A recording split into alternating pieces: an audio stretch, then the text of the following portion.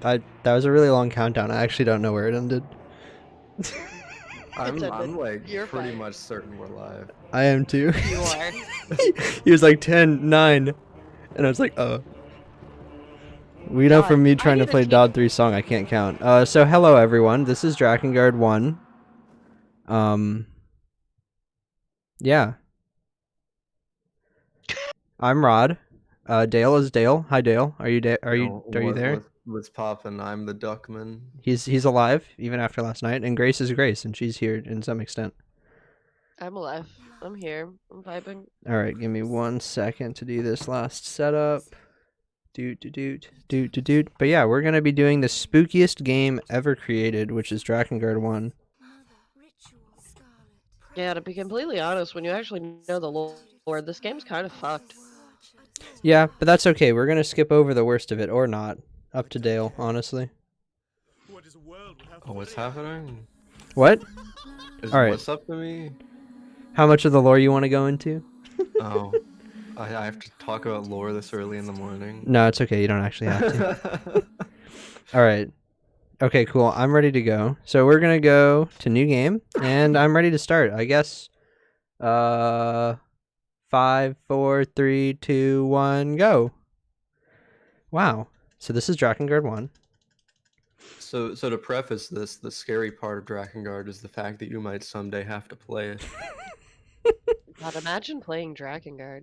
Yeah, imagine having Yeah. a shirt that says "Imagine playing Drakengard." Ah, that's such a good shirt. It's So such a good shirt. to give context to this game is related to Nier and Nier Automata, which are objectively better games than this. It's also related to Drakengard 3, if you couldn't tell by the name. It is also surprisingly an objectively better game than this. Yeah. So this game, I think this is original PS2 because it's in 16 Yep. by 9. This game, if you couldn't already tell, the whole thing here is the Dynasty Warrior. The first thing was like, okay, we're gonna take the Ace Combat team, we're gonna make Ace Combat the Dragons, and then Dynasty Warriors did really well. So they're like, okay, let's put Dynasty Warriors into the Ace Combat Dragon Boys game. And they did, and neither one of the gameplay methods turned out very well. Yeah. So that's what we're stuck with. The only good saving grace this thing has is the story. But eventually, once you play this game enough, the combat's kind of fun. Which is nice. It's very mindless, except when it is not. Sometimes you have to use your big brain. Mm-hmm. Yeah, some of these enemies can start really long chains on you, of like 3-hit combos, and they will do probably like a third to half of your health. Not these enemies in particular. These enemies kind of suck. I say as one bodies me. Yeah, the enemies we're about to fight after this are the ones that are the problem children. Yeah, there's some horse boys up here, and they're less fun, but they normally just die nicely to magic. There's a joke to be made here, but I won't say it.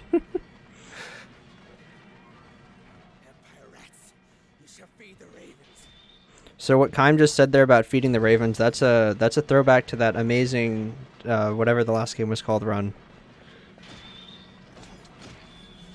Of the Raven. That was pretty dope. Yeah, that map was actually part of the Nier lore. Yeah, Dale, you want to go more into that? Oh, you mean how this game is related to Nier and Nier Automata, because that seems absolutely impossible. Yeah. Okay, so here's the deal. This game has 5 endings. I run a category where we get all 5 of the endings. It takes 10 hours, and I've done it multiple times because I enjoy suffering. I too have done it multiple times. Yes, you have. We need to do it again soon. But you get to ending E. A through D, there's normal endings. You like play through the game multiple times and you get multiple endings. Every once in a while, there's like a special challenge you have to do to unlock another level. Standard fare, kind of. A little bit weird structure, but whatever. But ending E is a little bit different. What you have to do to unlock it is you have to get every weapon in the game, which involves doing a lot of convoluted stuff, like going to a mission, playing on hard and waiting 25 minutes, or killing a certain number of enemies in a certain room, or go approximately northwest, you know, the usual. And when you get all 65 weapons and you beat all the other endings, you can go to ending E, where you fight the final boss of the game. Yes, Dark Aries, this game is in 16:9, but And it yes, is this usually in also 4:3. this is an original. This is on the PS3. Like this is hardware not emulated. Yeah, this is ROD just has an upscaler. No, I don't. Well, it does. It's not really upscaled, but it makes it 16:9 somehow. No, the game can be 16:9. Can it? I didn't think the PS2 could. Yeah, I'm pretty sure it Guess I'm can. wrong. But what was I? So yeah, today I learned. I didn't know the PS2 had native widescreen. So what was I saying? Yeah, no. So you get to ending E and you play the final boss. It's a one mission route, and it's a rhythm game, and you beat the rhythm game, and you get transported to Tokyo, and in Tokyo you get shot down by Ace Combat jets, which also makes this part of the Ace Combat universe. Don't worry about it.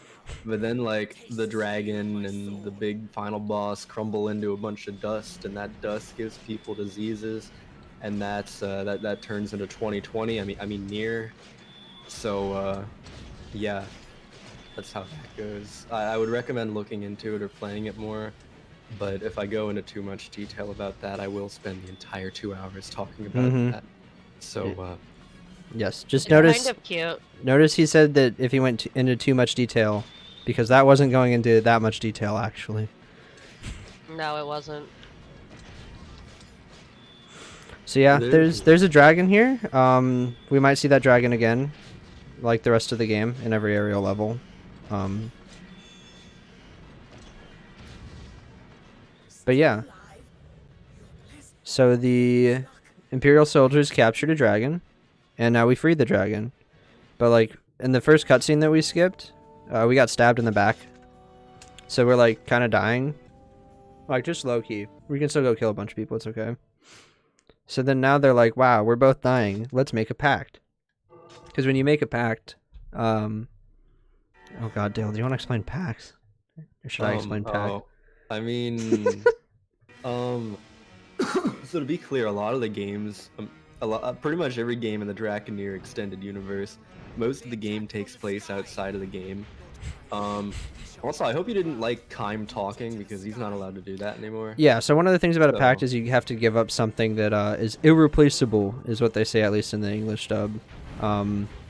So for Kaim, he gives up his voice, and I don't fully understand why that's irreplaceable to him, because he doesn't say anything very important while he has it, but yeah, now he can't talk anymore. I think the explanation was like talking to his sister was like his favorite thing to do or whatever. Oh yeah, him and his sister get along well. So yeah, A little too well. Just a little bit.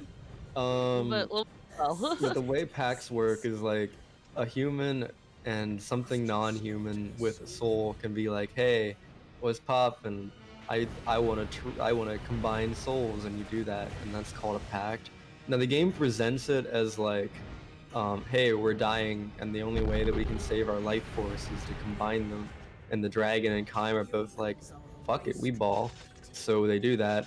But then every other character in the game just kind of makes a pact, because why not?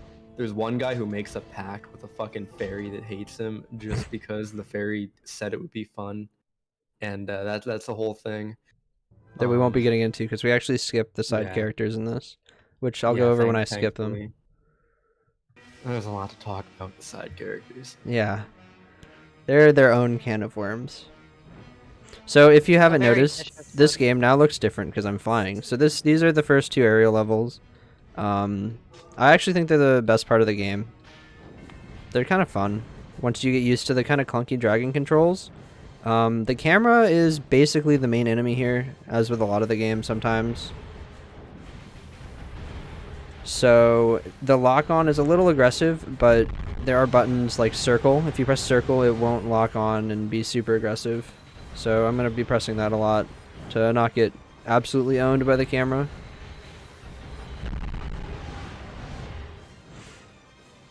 And probably the best part about the dragon is once you get enough magic, that little green bar on the bottom left, you can release your gigantic loud explosion noise, which goes and kills lots of things, and is generally pretty strong. for some reason the sound they use for that is like the default bass boost that you hear in like MLG montages from the early 2000s. Yeah. I'm not sure why they did that, but that is the sound. Mm-hmm. It kind of demolishes these airships. Yeah. So one strat with these airships, which I'm going to try to do, this one isn't like the best one to do it on, is you want to line up at the end here, and I completely messed up. But if you line up at the end here, you can fire a fireball down the entire thing, and it just, yeah, it blows it up really fast. There's somewhere it's easier to do that on than others. This one's a double wide, so it's harder to do it on. And it also has a annoying amount of health. Don't mind me just turning. Every time you go do, all I can think of is the Drakengard song. Yeah, so another thing we haven't really drawn attention to is the music, which is music. Yeah, so they made this music by getting an entire orchestra at the top of a large set of stairs and then kicking them all down it.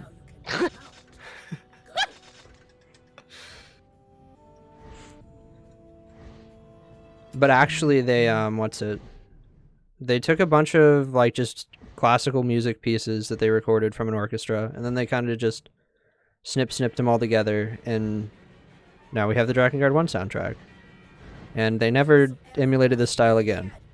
For reasons you can probably tell if you can hear the audio, right? So now we unlocked a thing on the ground where not only can you play as Kaim, but you can also play as the dragon, which is really fun until it's not. And by that, I mean Instantly. archers start showing up. Yeah, so probably the biggest part about these ground levels where we have access to Angelus, which is most of them, is I want to try to not bless you. No, I do want to bless you, but I want to try to not turn around as much as possible. Because turning around is slow. And I'll normally have to turn around if I miss a target. Like this one. And his buddy over here. Another fun fact, you might hear Union soldiers talking about how they're going to help Kaim. There's not a single ally ever shown in these ground missions. So, while they're saying they need help, it's literally just Kaim here. Yeah, obviously they're inside the castle. Dragon. And then once you're inside the castle, obviously they're outside the castle. That's why you can't see them.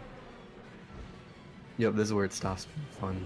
Yep, there are the archers. From an archer and you're just knocked off and stuck. Yep.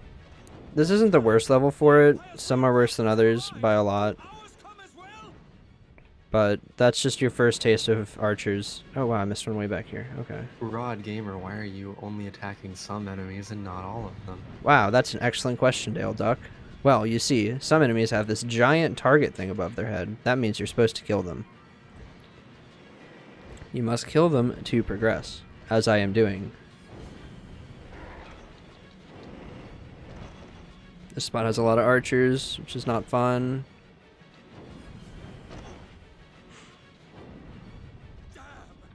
I thought I missed one guy over there, but I don't know. You'll see me check the map a lot. It does lose time to check the map, but it loses even more time to not check the map and completely miss an enemy and have to run back to it. So if you haven't noticed, our movement isn't the greatest.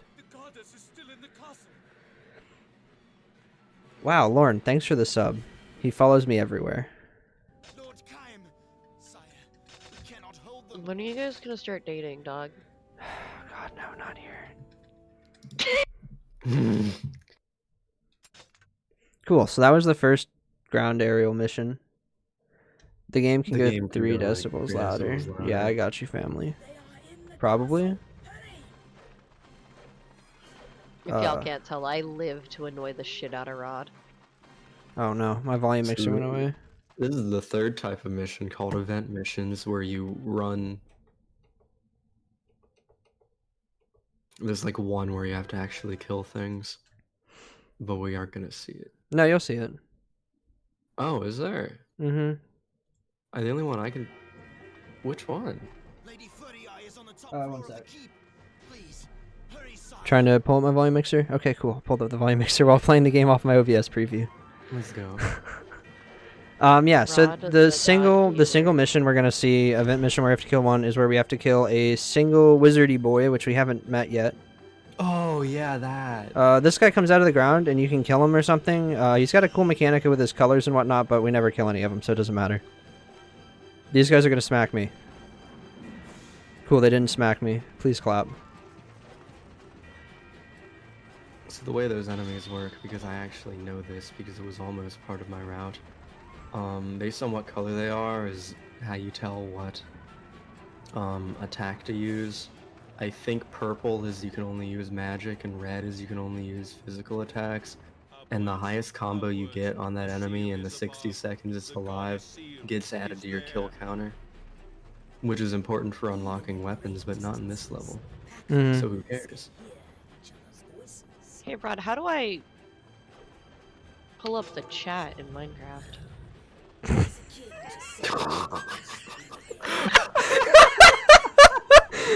That's not what I was expecting. You hit T. Thank you.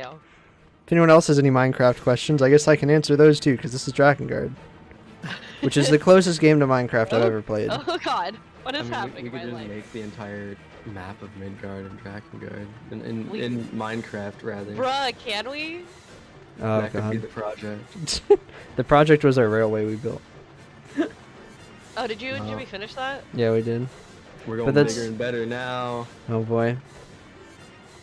Is the audio good now, Aries? I turned it up. Like- Lauren, there is no. Oh, that's way too much.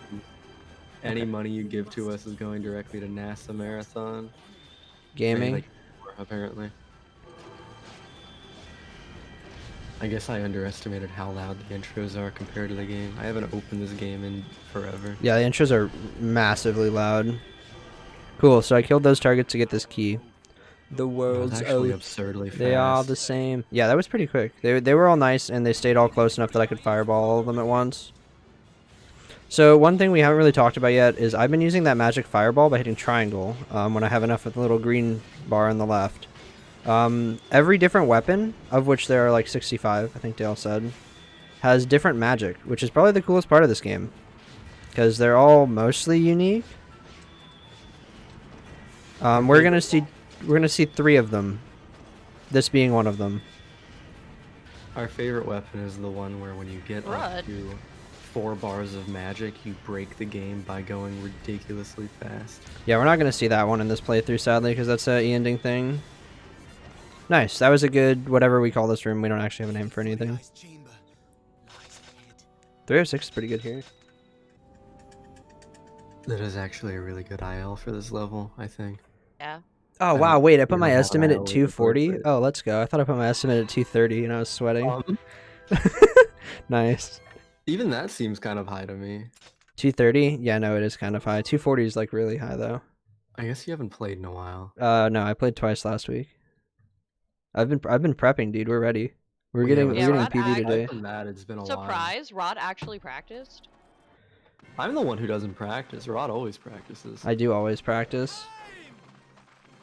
So we're just chilling here. That boy with the red hair, that guy's Inuart. So, wow, we didn't explain who Furiai is. So Furiai is Kaim's sister, and Inuart was her husband or fiance. I can't remember if they actually got married. I don't think they did. I think it was just Fiancé. fiance. Fiance, yeah. So when Kaim's sister had to become the goddess seal, which is one of the we need to explain seals. It's a seal. Don't worry about it. We'll explain it in a second. She couldn't marry anyone for some reason. I'm not sure why. That's just like part of becoming the goddess seal. So then now Inuart's all like not too happy about that. But like, it's fine. They're still chill. They're just friends now. And you are 10 out of 10. Great guy. Oh, that was rude. So yeah, there's Furiai, and then there's Inuart in the red. You can see him in these cool little cutscene things, which we're going to skip all of, but they're pretty neat. Have a lot of flavor. Maybe I like like the two, one where maybe. Kaim just sticks his tongue out unprompted. Yeah, that one's pretty good, because so the pact where Kaim lost his voice, every time you have like a pact thing, you get like this cool-ass tattoo. In Kaim's case, he got it on his tongue, which isn't that cool, to be honest. IMO. I guess if you're into that, though, it might be neat. But yeah, like other people get like real cool ones, like Vertile, who you'll know when we find Vertile. He's got this cool ass head tat because he gave up his hair.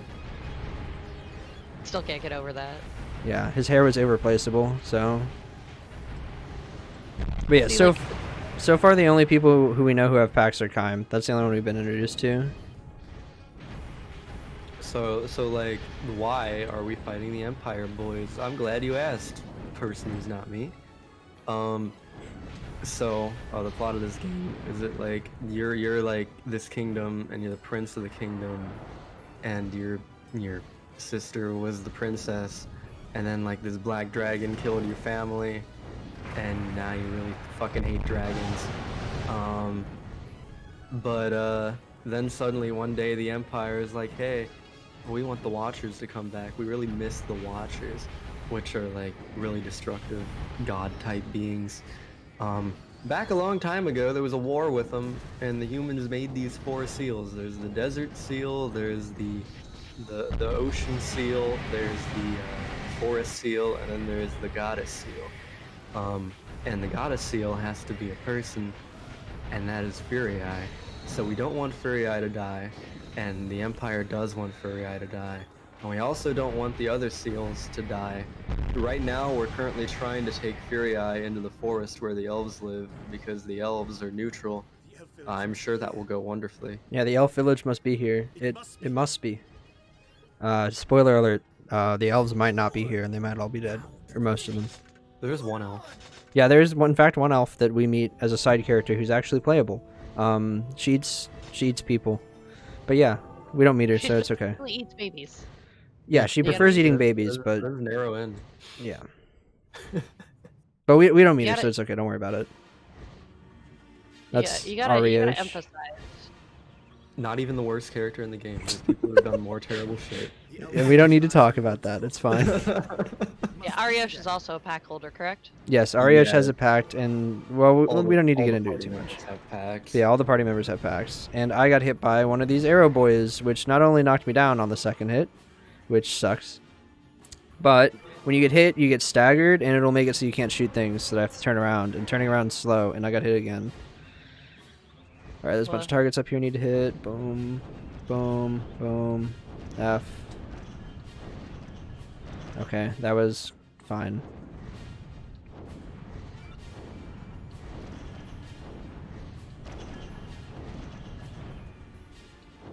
Honestly, I am kind of disappointed by that Tim Rod. Disappointed by what? Disappointed that there's no route in the endings with the giant cannibal babies where the elf grows 50 feet tall and just starts eating the babies. That is an excellent comment. That would be a really good ending.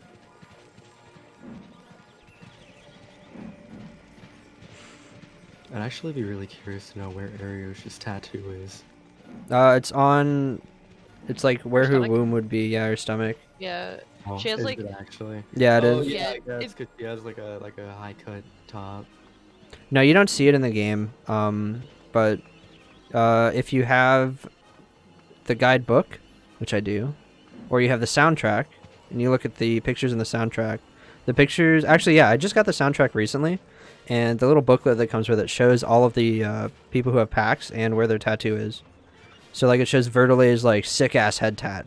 Truly baller. I don't actually think it shows Kaim's tongue, but that's not very exciting. But it also shows, like, Ariosh, and it shows where her... What's it is. It cannot be. Another 3 dB. I'm going to be honest, I'm using volume mixer, so I can't see dB. So every time you say dB, it means nothing to me. I'm like, cool, let's do that much. That's probably 3 dB. Bump, bump, bro.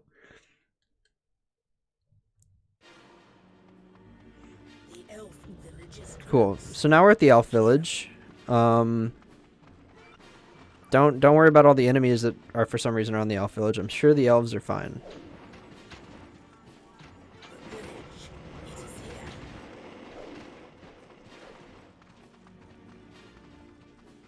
Nice. Here's the village. Yeah, they're all dead, basically. I think there might be one that's only kind of dead, and we talked to them, but yeah. So much for being neutral. Didn't go out. Or didn't work out well. Yeah, the Empire like really doesn't give a fuck. They're just be doing shit. Yeah, and then here's this thing someone wrote in the Soldier's Blood, and it's something like, I forget what the whole thing is, but it's this whole thing about the Watchers.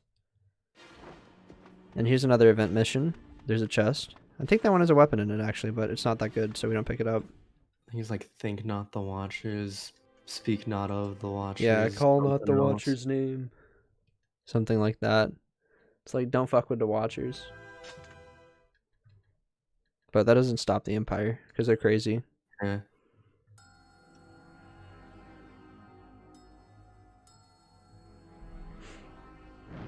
I guess it should be said, because the game never really makes it 100% clear, the Empire is actually possessed by the Watchers, and that's why they really want to revive the Watchers. Because it's objectively a terrible idea to revive the Watchers. Oh yeah, definitely the worst idea. Basically brings down, like, all the Halloween spookies we're gonna see.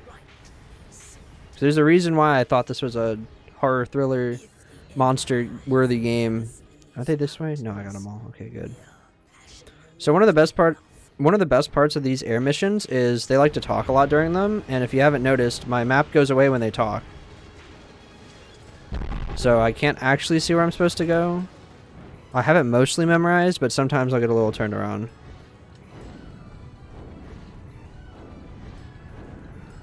That's nice. You can kind of use your magic to track where to go next, because it just stays alive and can go map wide. Yeah, the magic will go really far, and I do use it a lot to find where to go. Because it not only will it go over there, it'll normally mess up whatever's over there too. So that you might not have to fly all the way there. You can just fly to the next thing. So you can see there it's flying all the way out over there. Oh, I think these are refrigerators. Yeah.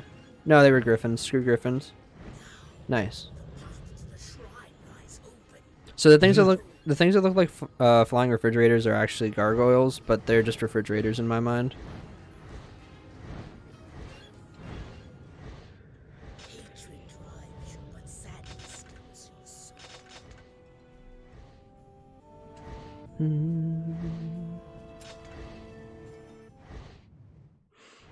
All right, so this is one of the first fun, air quotes, missions. Nice, that's a good start. Just instantly get nailed. I have to dodge right there, otherwise this catapult will hit me, like that archer did. Wow, that is terrible luck. The red soldiers, they're protected from magic. Cool, so this is why no one likes archers. You also can't get on your dragon everywhere.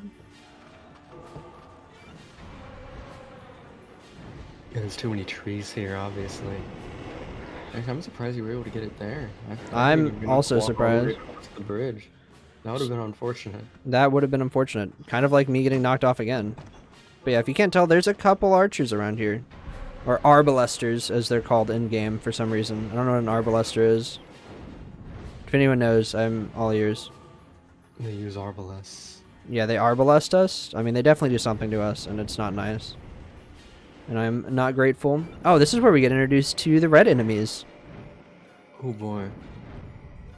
So far, you've noticed I've been using this dragon magic on people, which is because the fireball's magic. Well, these red guys, they don't like magic. And by that I mean their armor makes them impervious to magic. Believe it or not, these are not the worst enemies we'll be dealing with in And this level. yeah, they are not. There's worse. All interlopers will be destroyed. Die. Does anyone know what an interloper is, by the way? So they say all interlopers must be destroyed, and I just don't understand what that means. It's like you're interrupting whatever's going on here. Ah, okay. It's just like an old fancy way of saying interrupters. Ah, oh, cool. Nice. But yeah, so if you use magic on these guys, they goo at you, and the goo will be really annoying. So I don't use any magic here. I don't use the dragon. I just walk up and beat their ass. Now there's some more normal enemies. Yeah, so I don't know if you heard it in the audio, but this is a shrine to the Cult of the Watchers, and now here we're going to see the most annoying enemies, and I instantly get knocked. That's not a good start. This is fine. So yeah, we're just gonna use some magic to try to clear a couple of these out. This is the dragon's special triangle magic when you're on the ground. It's this cool like fiery thing. It's not actually that great. It's kind of slow. So if you're wondering why this looks like a Toho game that's unplayable, it's because it is. They really didn't want you to fight the wizards on the dragon. Nope. But they also didn't want to make the wizards red because that would make them stupid if you're on the ground. So they just gave them like 10 times attack speed when you're in the air. Yeah, and if you play this on emulator, it doesn't lag as much, and they actually shoot faster. Yes. So it's kind of not fun to play this level. I'm also playing this game currently on easy because normal isn't actually normal, it's hard, and easy is basically normal. Panzer Dragoon is basically what this game was supposed to be, Dark Ares, and then they added Dynasty Warriors. See, the only reason I know Panzer Dragoon exists is because every time I look up merch for this game, or anything about this game, I tried Dragon Dragoon, because that's the name it released with in Japan. And sometimes it'll just, you know, give me Panzer Dragoon stuff on the good old eBay. So there's our magic for this weapon. It's these 3 icicles, none of which hit my target. Alright, screw you. Oh, that was a collateral. Let's go. Gaming.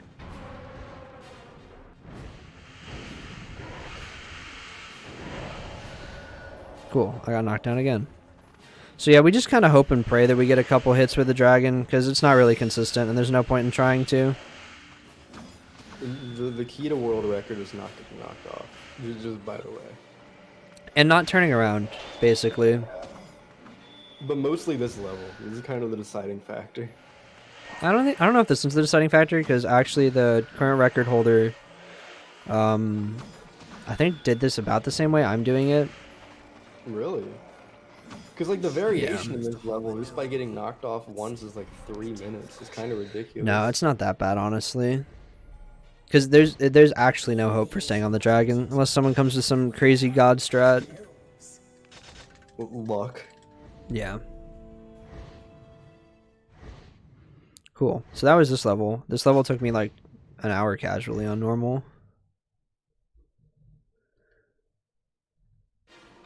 And now we're going to quit out. Because we're done playing the game. Alright, it was fun. Thanks for having me, everyone. So if I didn't talk about it earlier, there's branching pathways in this game.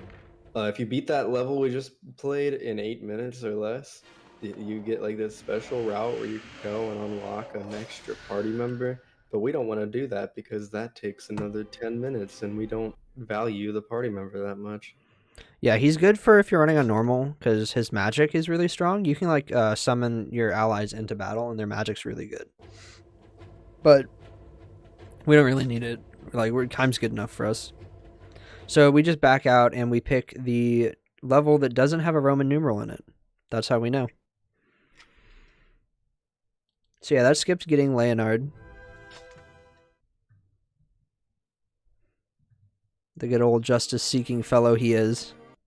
Very great guy, very upstanding dude. Upstanding justice-seeking, yeah. So now we're going to go on to the desert and do things in the desert. Woo. Oh, is this the level with the line? The line? Yeah, the line. Oh, yeah. I think so. Yeah, there's a very important storyline here.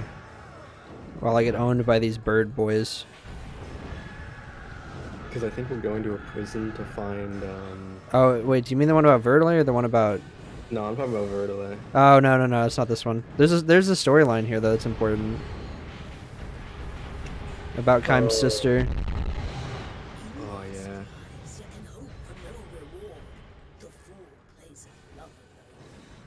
Yeah, so Angelus is currently talking about their relations and whatever the hell that line's supposed to mean. Don't look into it too far, but that's, yeah, part of the story. Good old Drakengard. And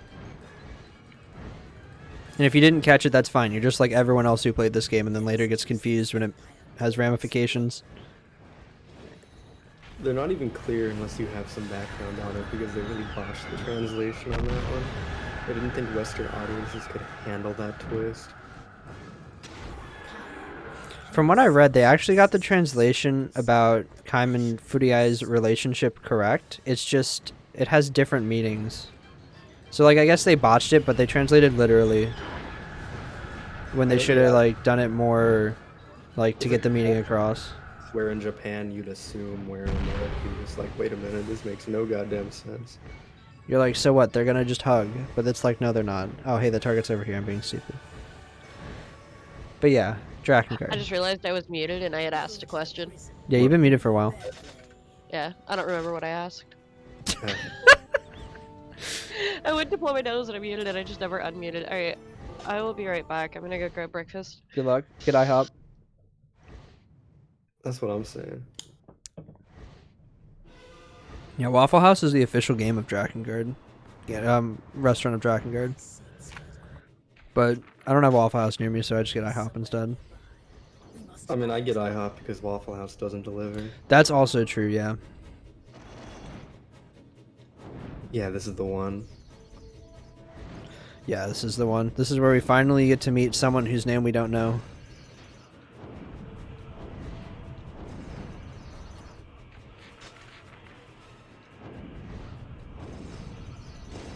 And get owned by these sand dunes because they make aiming a lot more annoying, I've found. Because not only are these enemies at different distances, they're at different heights.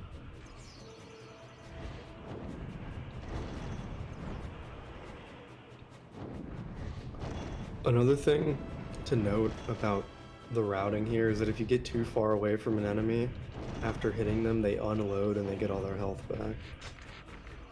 Which is also a thing you have to be looking out for when you're taking out hordes of enemies. Ah, there's the Hierarch Vertile. I am the Hierarch Vertile. Can anyone hear me? This voice. Is it Vertile? Is it Vertile? Is it Vertile? Yeah, that's always funny. This is the Empire's dungeon. Quickly, to the attack! Don't own me.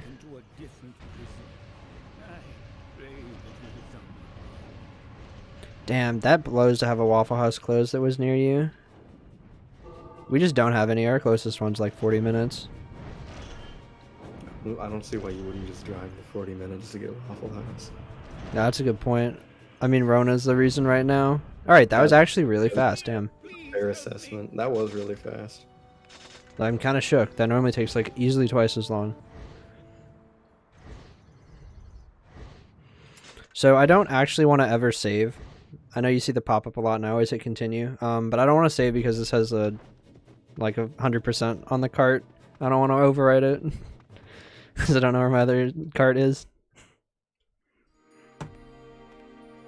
Oh, cool. There's a really important cutscene here, but we're going to skip it. But we get to hear Inuart say if only.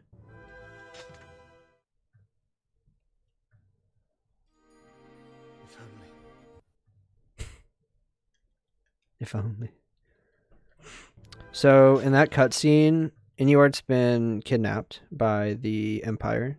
And he's basically like, if only I had more strength, I could have saved Furiai. Because now Furiai has been kidnapped by the Empire. So, in that cutscene, Inuart actually gets possessed by the Watchers? I don't know how you'd say that. Is it the Watchers he's possessed by? Yes. But yeah, so basically his eyes glow red, and that's how you know, oh shit, wait, his eyes are red. That's kind of spook. To be clear, because we don't make it this far, Inuart is still a dumbass after he stops being possessed, and might cause the end of the world in one of the scenarios. But don't worry. Yeah, it's fine. Please.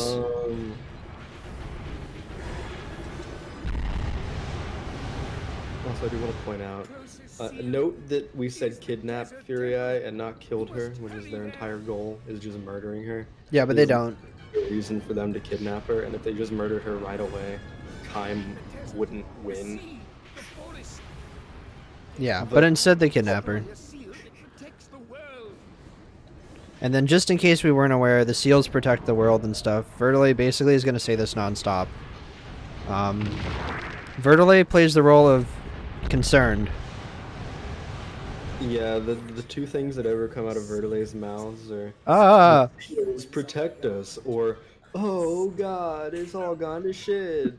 And that's Yeah. pretty much all he says the entire game. He's supposed to be like high priest or something for the Empire, Union, for the Union.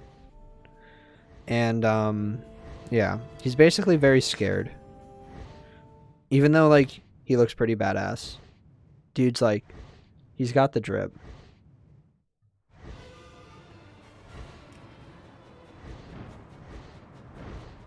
I want to make sure I find the right direction. Okay, I know where I'm going now. Keep chaos from the world. Come. They must never be broken. Yeah, so man, if those seals broke, I hear a bunch of creepy crawlers would come out. Let's hope that doesn't happen.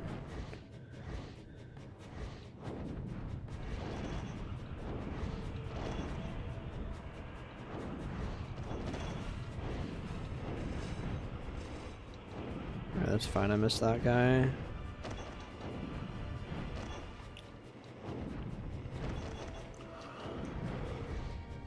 Shoot. See, like, right there I accidentally went too far and he healed. I was hoping I could turn around and get this guy on the flyback.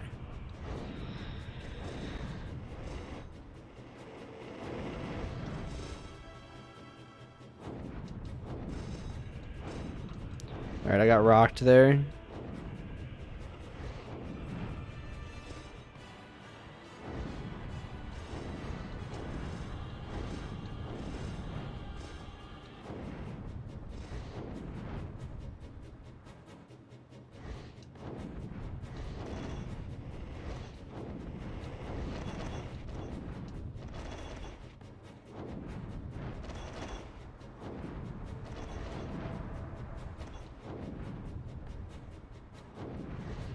So yeah, that's actually the desert seal right there on that little like thingamajig. Ow, okay, I'm pretty sure I wanted to be on the ground. Nope, I didn't.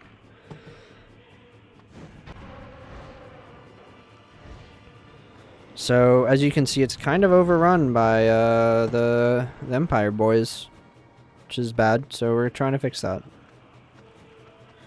We do that by doing a little bit of stabby stabby. So these, good. Skill bad. It's pretty bad. Yeah, it's not looking too good.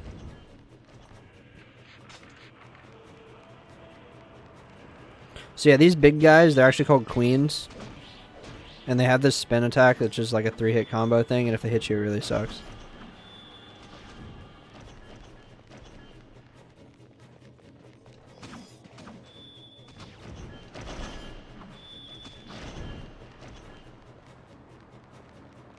Yeah, we're gaming.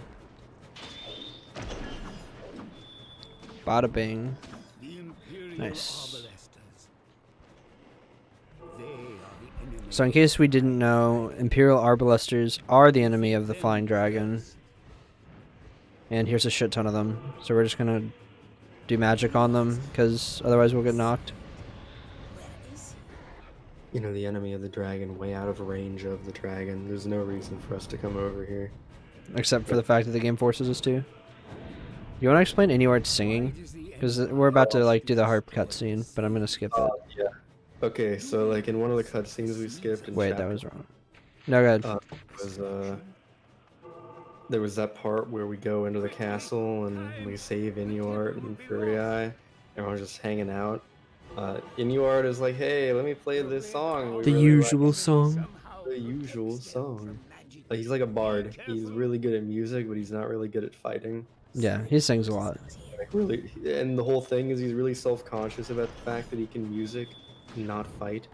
So when something happens and he's forced to give something up, he gives up something, but instead of making him frustrated, it makes him really happy and murderous. Because he's powerful. Yes. The murderous part is mostly because he's possessed by the Watchers as well. Cool, I got rocked. But yeah, so basically the whole thing about Inuart's heart falling on the sand, what does it mean, or something that they said, was they found his harp on the sand, and that's because he left music because he gave up the ability to sing for his pack price, so he doesn't need the harp anymore. And I think we skipped the really cool cutscene where it's like, welcome to a world without song. It's pretty dope. That doesn't happen yet. Doesn't happen yet? Yeah, I thought it was later because there's a ton of cutscenes you have to skip. Yeah, which also doesn't make any sense because he already dropped his harp here, but he definitely has the harp in that cutscene. No, So I think they give it back to him. Because they have the harp. The only reason I'm 100% sure they have the harp is because the next level we cut out on to not go and get Ariosh is called something about the harp. The attack was only Oh yeah, you're right. Cain, you must return to the seal at once. Yeah, Inuart, really great dude. Yeah, good dude. Solid bro, he can sing some tunes. Good. Now we can hurry to the seal. Can you sing "Take on Me"? Oh yeah, he could rock that.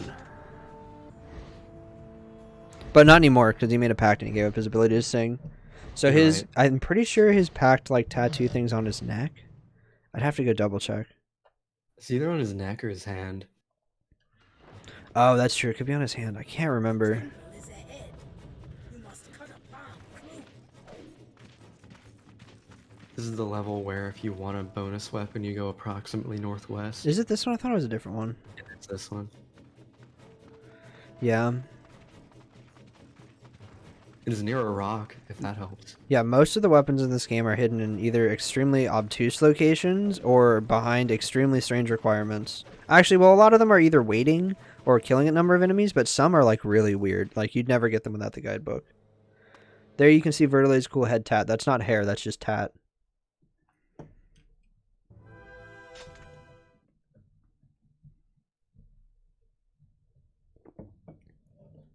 Inuart has his mark on the neck. There we go. He does? Nice. I'm back, gamers. So here are the spooky spirits of hell. This is the one level. No, Where- there's multiple levels with these. There's a very specific level actually with these that I really dislike. Yeah, and I only died 4 times last time I was practicing this in that level. So we're gonna all pray once we get there that I don't get memed on by our spooky lads here. They seem to react to large. This Oh, is what's up, Enderman? spooky because there's like skeletons. Yeah, they're spooky scary, but there's even spookier, scarier skeletons though in the game. We get to them later after the rapture. Oh yeah, by the way, there's a rapture in this game. Yeah, rapture is one of the more like scary levels, but once you level up Fang's Glaive, which is the next weapon we're gonna get good. Oh yeah, I never even mentioned we switched to this weapon. It's called Knight's Vow. I believe it's called I believe it's called Final Knell in Drakengard 3 and Nier Automata.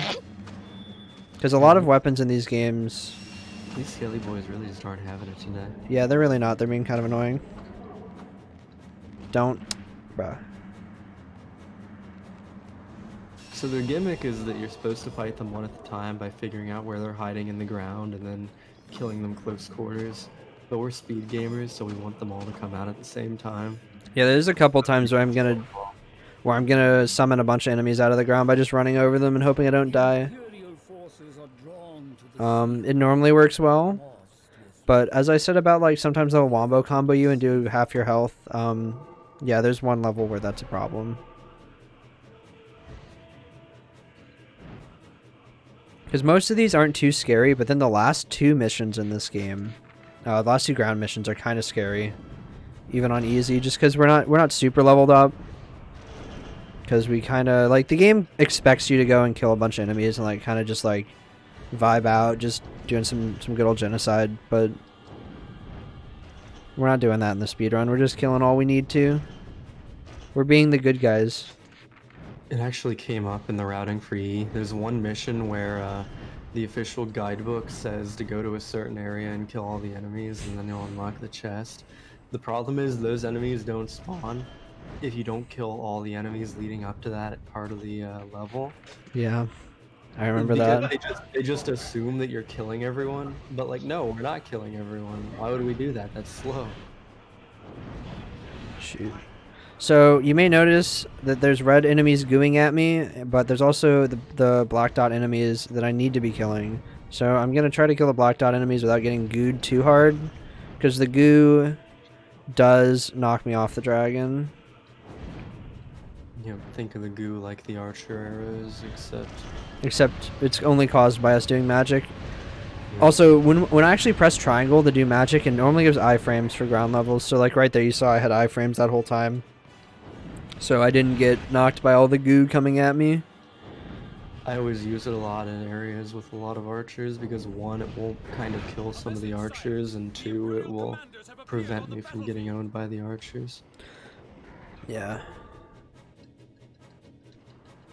Please. Oh no. Cool, so now the Imperial commanders are out here. They're just pretty thick. There's no sense fighting them on the ground. It's kind of slow. So we're going to fight them in the air. Yeah, like we're not doing a lot of damage in the air, but we're doing even less damage on the ground. Yeah, plus they fight back on the ground, and they're not really fighting back in the air because I killed the Arbalesters.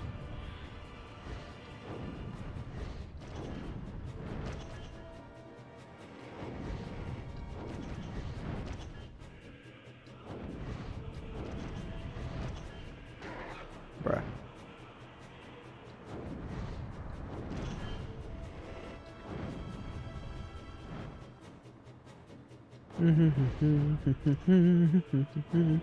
So we're just gonna vibe out, kill these guys, move on to the next mission. We're getting pretty close to the harp cutscene. Because basically after this they're gonna say the desert seal's overrun and just give up on it. I don't know what they actually do to destroy the seals. I don't think they ever say. Like what destroying a seal is, except for like killing the seal if the seal is a person. I think they just destroyed the building. Yeah, I think there's like some magic spooky thing they do to it. Very scary.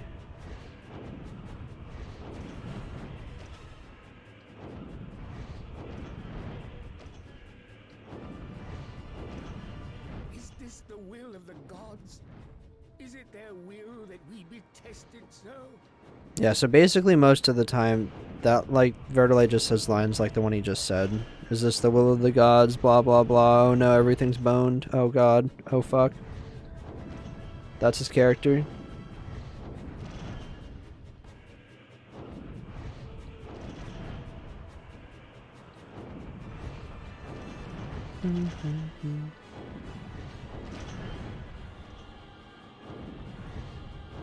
Ah, the seal! The seal is broken. Cool, so the seal's now broken. He's freaking out. And we just have to run up there and the mission ends. There's a bunch of lads up here, but we don't actually have to fight them. Just ends when you get near.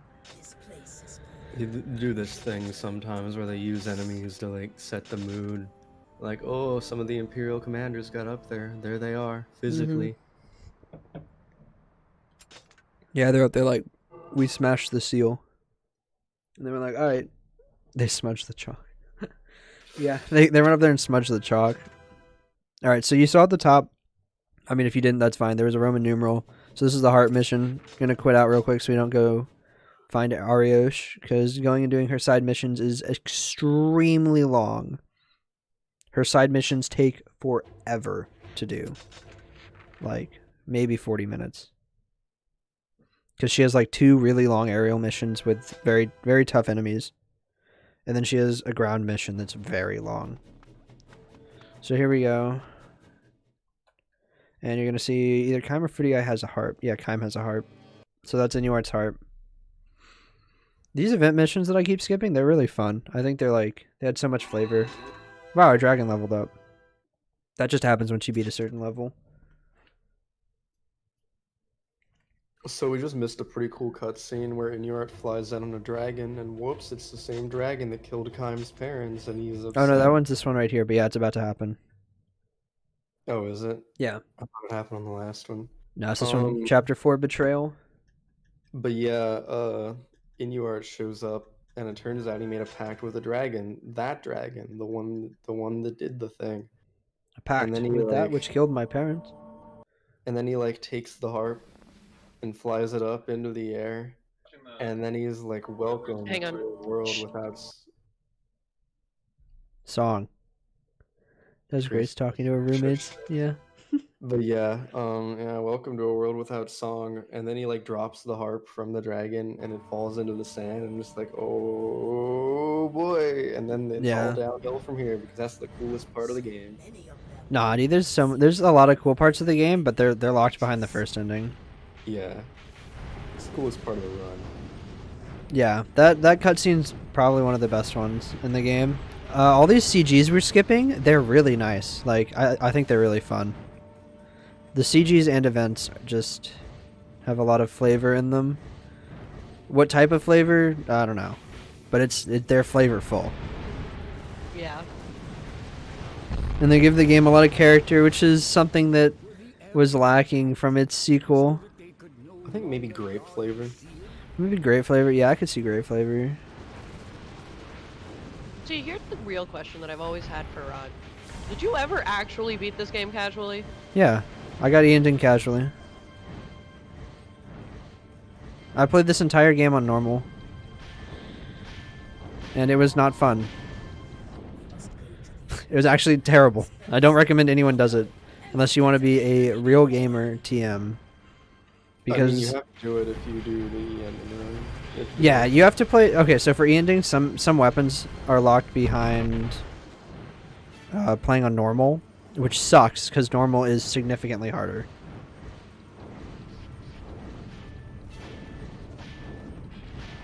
Part of the fun part of making that route was just figuring out when it was optimal to go back to the main menu and switch difficulties. Yeah. Because it actually takes like half a minute to a minute depending on how slow your menus are.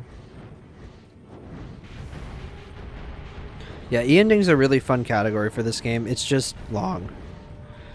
That's its only downside. It's actually easier in terms of like skill.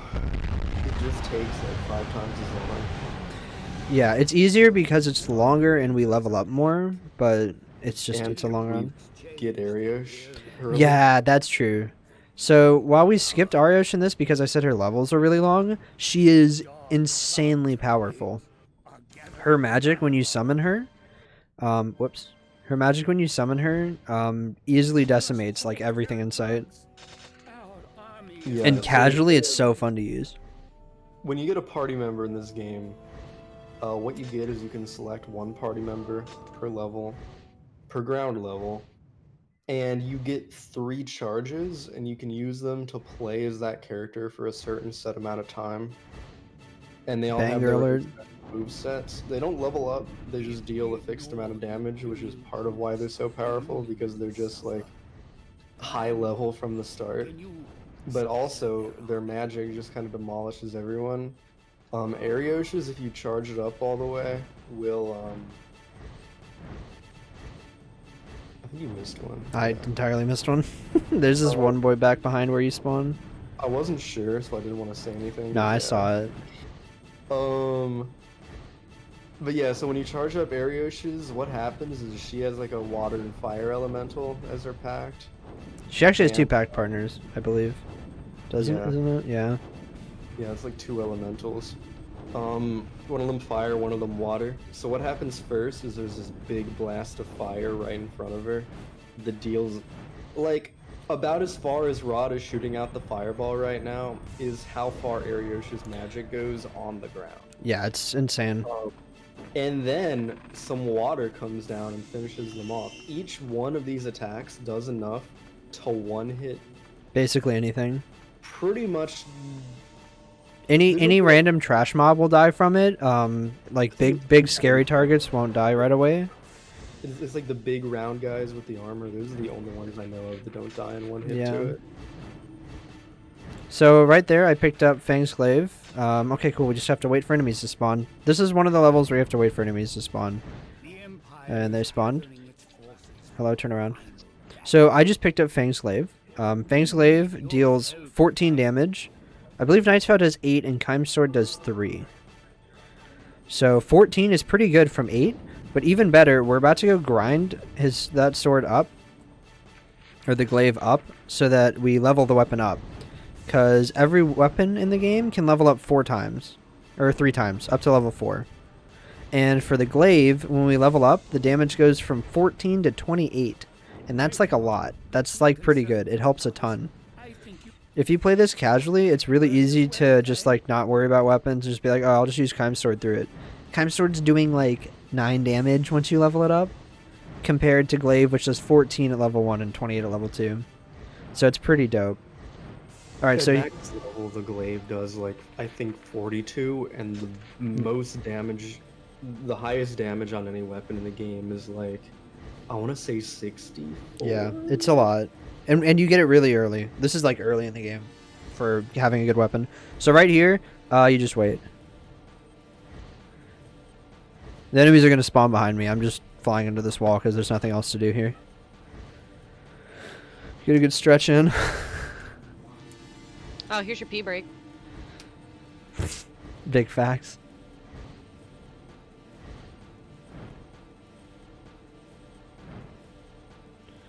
Yep. It's always a little weird just sitting here like, wow, is there anything I could do? No, there's nothing you can do. It just takes a while. It's not even like story. They just really did not do a good job with this level. Yeah. What they did do a good job with is the music. This is easily my favorite music. Okay, it's easily one of my favorite tracks. I have some other songs I like in the game, of course, but I mean, a lot of the like non-battle music in this game is actually like really unironically good. Like Growing Wings, Bruh. really good. Yeah. Growing Wings, Ending D's song is really good. I don't know its name. Should find it out. The Japanese ending song for Drakengard 2 is really good. I like that one a lot. That one didn't come over though, sadly. So that one's only on the OST.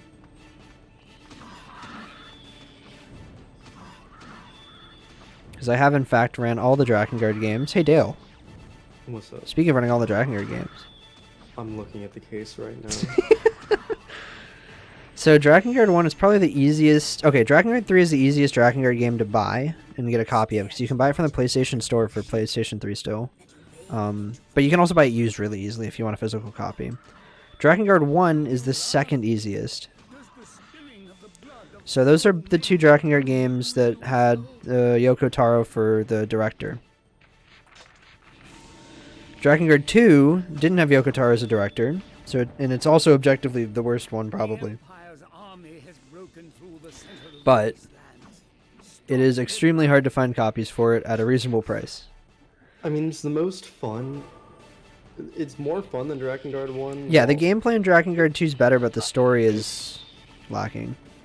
But it's still mediocre, and the story doesn't carry it as much as the story carries this game. Yeah, the gameplay in this game, like casually, if you don't know what you're doing, you're not doing anything optimized, you're just like, I want to kill, go. Yeah, it's not that great, especially if you're coming off the more recent titles like Nier Automata. Definitely this shows its age then. I can use the dragon for these guys. I always forget that there are non-red Oh, fuck. goblins. Because all the goblins that you fight are usually red.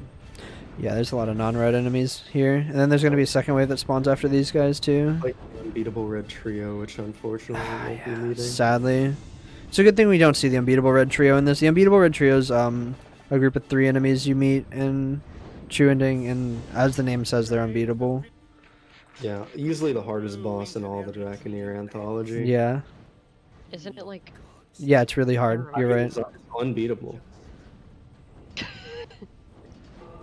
It took me a half a second, and then I stopped, and I went, great. So Vertile is Hey, not Rod. actually bloodthirsty, but he does say to drive the spear into their retreating backs or something. But no, he's a cool dude, don't worry. Yes, Grace. I have a Minecraft question. Oh boy. Which direction do I need to put the door on to make sure the house is sealed? I have literally no idea. Damn it, Rod, you're supposed to be the Minecraft guy. I don't play Minecraft.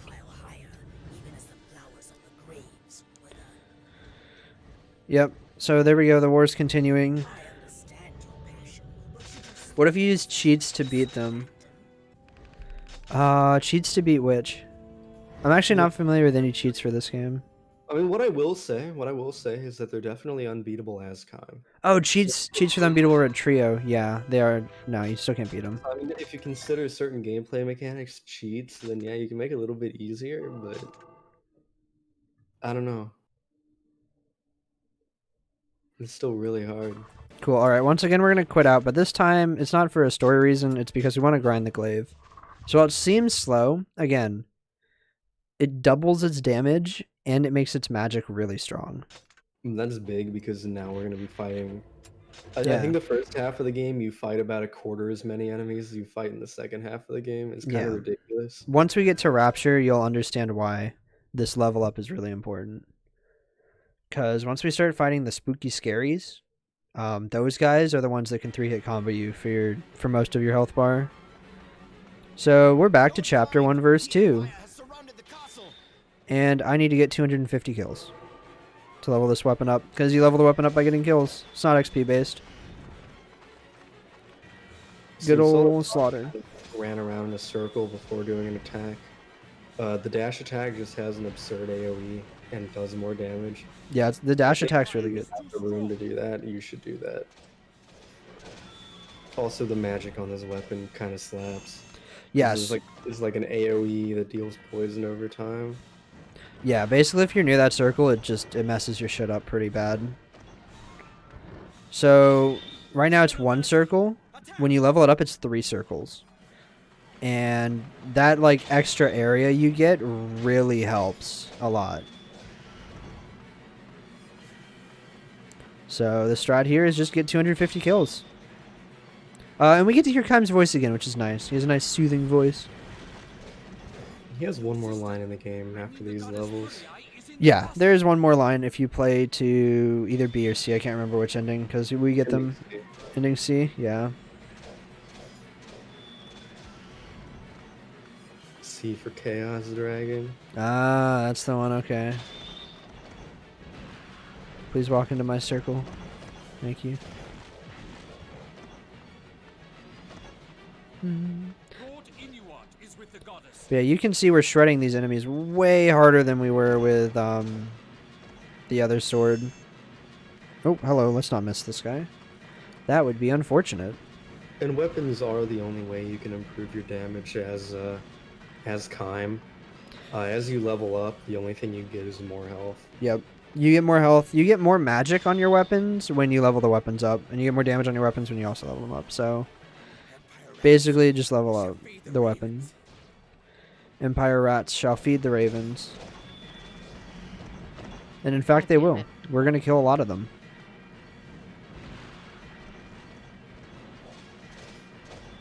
Bada boom. Oh.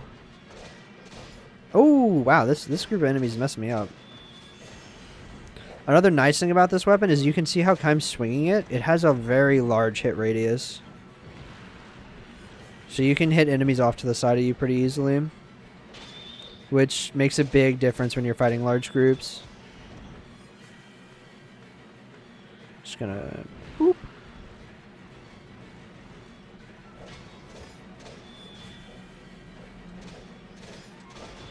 Please.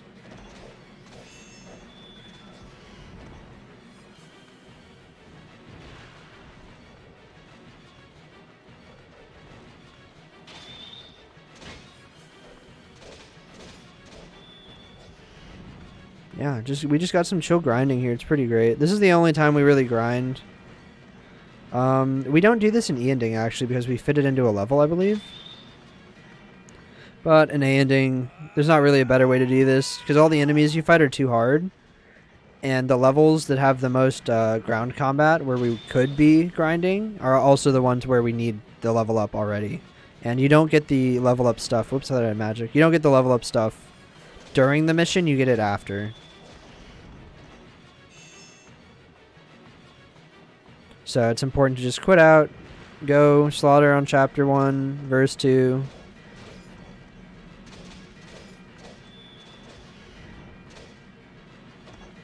Just vibe on out here. Boop. Alright, we're getting kind of close.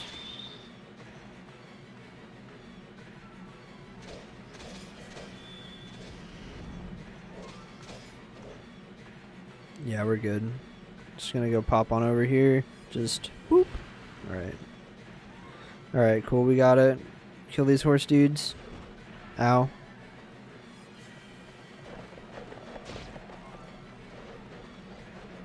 Alright. Alright. So they're horsing me. I gotta stop horsing around.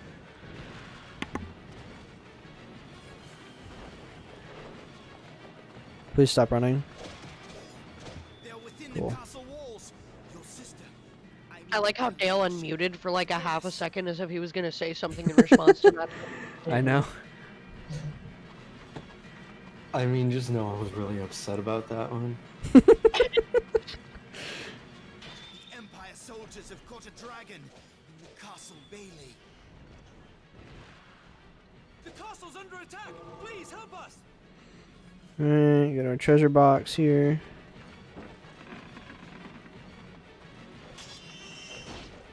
Ow. So there is a jump in this game, even though there's no areas where you actually need to jump, but you can do some aerial attacks that aren't that great. And you can kind of dodge with it. They're kind Protect of good Foodie against Guy. one boss later. Yeah, they're good against the boss later, but we don't fight it here. Yeah, not in this run. But I feel like we've been saying not in this run a lot.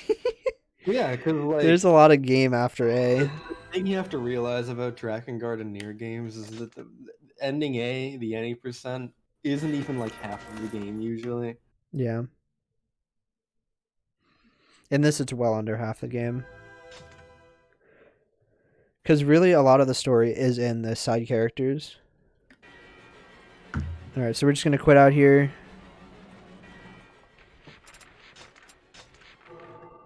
And that's the grind done. 109? Really? Jesus. Okay. I guess I quit out at 110. What happened? I know this is normally I get this at like 113, 114. I don't have splits for this going because every time I gotta make splits I get sidetracked. So I just time it by when the ending is. I normally try to check how long it takes me to get to the grind. Alright, so now we're in the snowy missions. These are pretty dope. Alright, so it's basically a straight shot to the end here. No more quitting out, no more shenanigans, just full bum rush for the game's ending.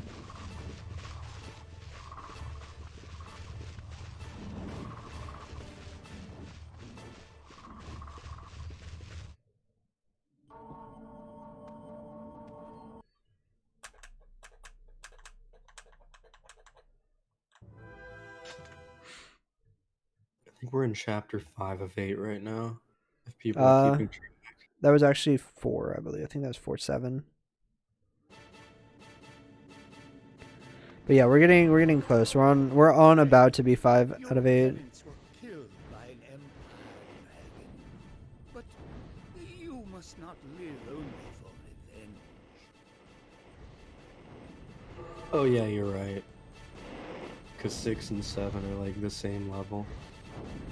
Yeah, there's some short chapters. I didn't miss anyone, right? Nice. Time, be merciful. End your killing. So here's where Vertile gives up being a good priesty boy, and he's like, "Fuck it, just go kill him." I can give no more service. Because he's basically like, well, everything's going not too good. It'd be cool if Vertile was a playable character. Oh, mother. I'm not actually sure why he's not.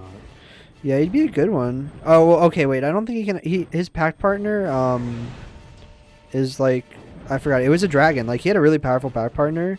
Dragon But- is seeming quiet. But yeah, his dragon turned to stone because it was old or something. Did we mention if a pack partner dies, the other person dies? Yeah, that's how that works. So like, Angelus really doesn't want Kym to die, and Kym really doesn't want Angelus to die, and that translates into your health bar being shared in the game. Yeah. Oh, we also didn't mention that at the very beginning, if it wasn't clear, they really didn't like each other. Like they made their pact out of just a necessity to survive, but Angelus hates the humans and Kym hates dragons because they killed his parents.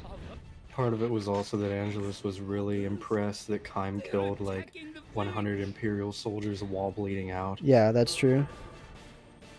So they were to be living sacrifices. Alright, don't Because if meme it me. isn't clear, no one likes the Empire. Justice. Yeah, no one likes the Empire. Fuck the Empire. All my homies hate the Empire. Yeah. So the strat here is use magic above the village, because not only does it hurt all these ogre boys, but it kills all the bloody archers pretty much. Because this place is absolutely filled with them. So these ogre boys are part of the Empire as well. I don't know what their excuse for existing is, but there they are. They're kind of big. Also, we're supposed to be protecting this tiny village, but instead we're gonna go over and immediately rain fire on everything. Yeah, we're the good guys. Just throwing it out there. I mean, You're blessed. And then we go talk to that ogre, because for some reason they can talk.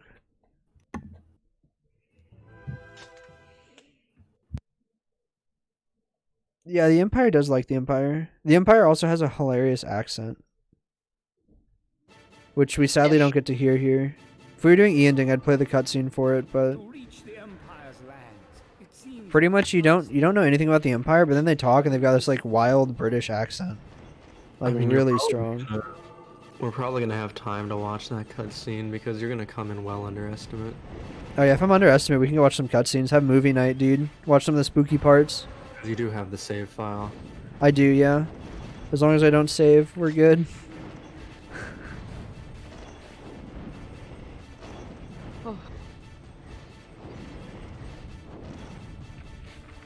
But it's not. I'm not too like screwed if I save, because like I'll just have to run E. Oh no. Dragon is not here. Cool. So here's a maze. It's not really a maze because we have a map. But Angelus is gonna act like we're lost, but we're really just beelining it. Race that can control the stone itself since back. Is this the right way? I feel we have passed this. But yeah, if you're doing this casually, it's really easy to get lost. It's really annoying. Don't you play as the Empire in the second game? No, you don't play as the Empire.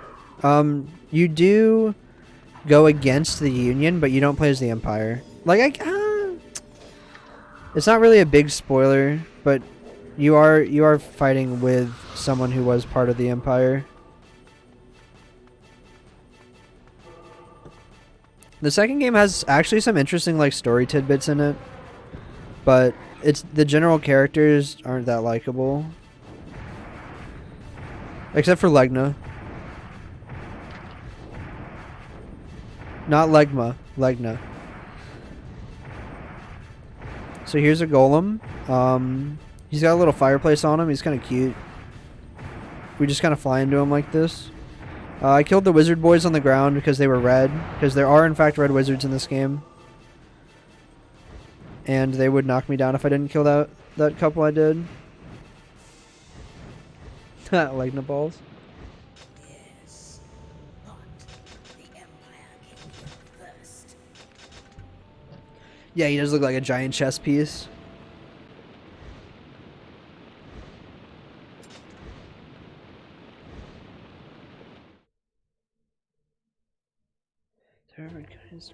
Murder pants.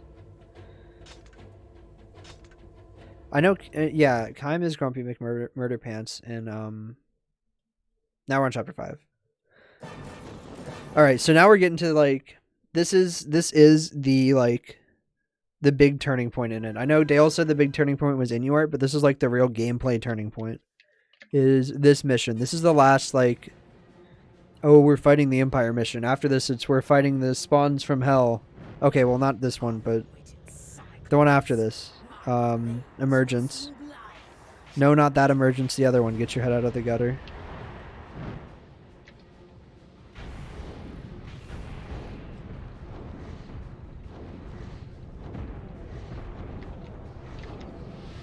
Balls.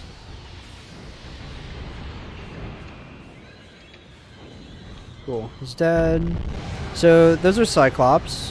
The Cyclops are creations of man.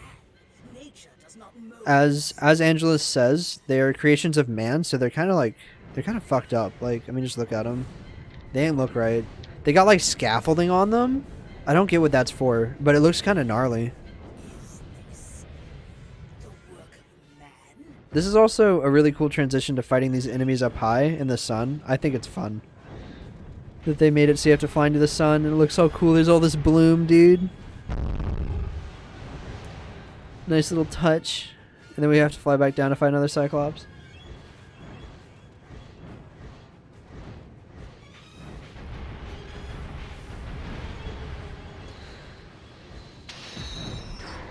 I got hit. Oh god, he's another. What an asshole.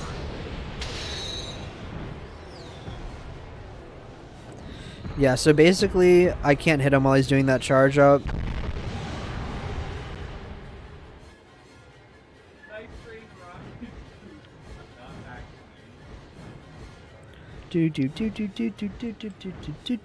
Alright, so after this is Emergence. The One-Eyes are defeated.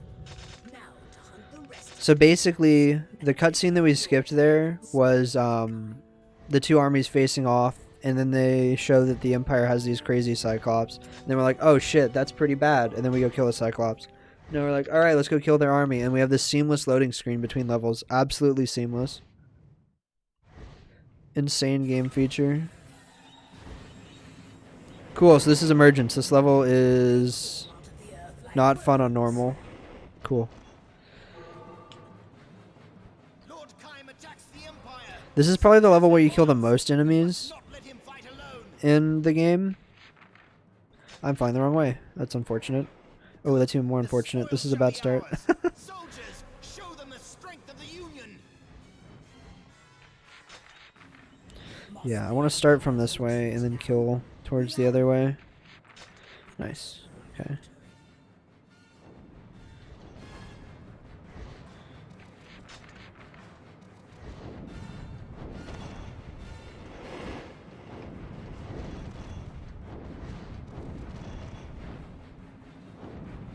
So almost all the enemies we're going to be able to kill from the air, but there is one portion where we have to kill a bunch on the ground.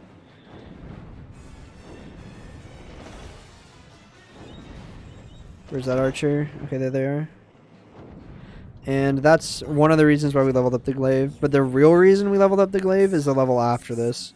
That's where we start getting all the creepy crawly spooky boys.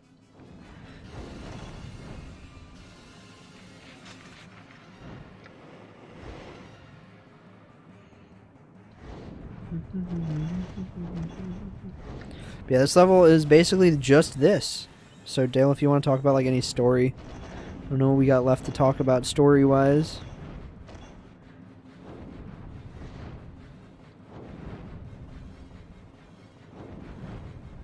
It's okay, Dale's dead.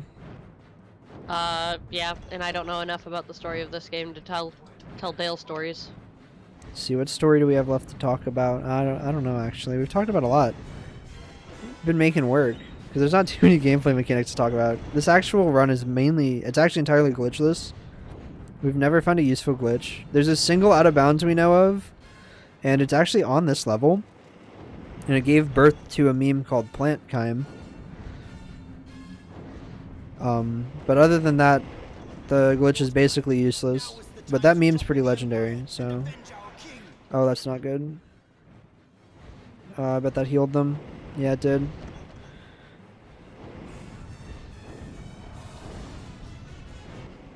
My Enderman buddy is back. Rest in peace. What's up, dude? And he's just vibing. He ain't fucking with me. Treasure box has appeared. So yeah, treasure box appears when you kill a certain number of enemies. Who knows how many enemies that is, because it doesn't really matter. I'm getting lit up this match. Holy crap. I'm probably going to need to heal, actually. I'm just going to go heal off these guys real fast.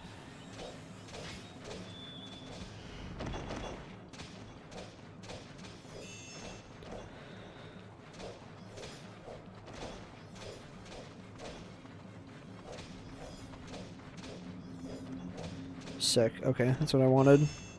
Nice. So yeah, you get heals by getting combos to a certain number of hits. So there's one at, what's it, 16 and one at like 27. Mm-hmm. And there's one at higher levels, but those are normally pretty hard to get if you have a weapon that actually like deals damage and isn't just like scratching them. Oh my gosh. They are really accurate today. Oh my god.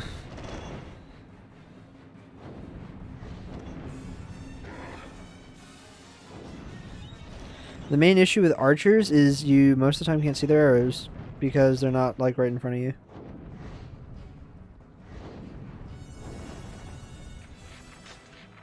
3 left.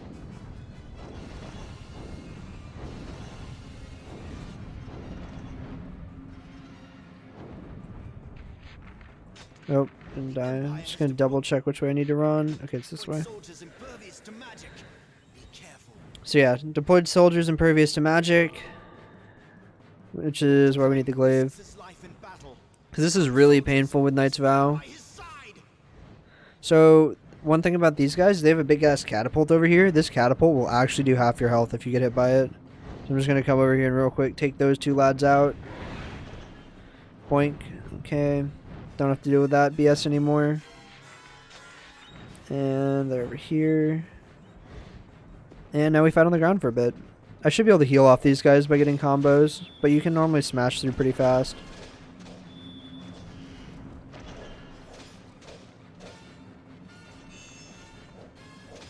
Oh, I lost my chain. Okay, I'm just gonna run and get the next group.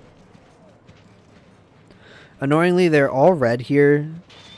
So you can't use this dope magic, which would just decimate through them.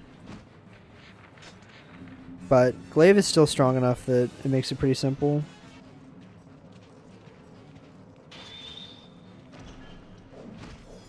That wasn't good. Neither was that. There we go. No, I wanted to get another heal.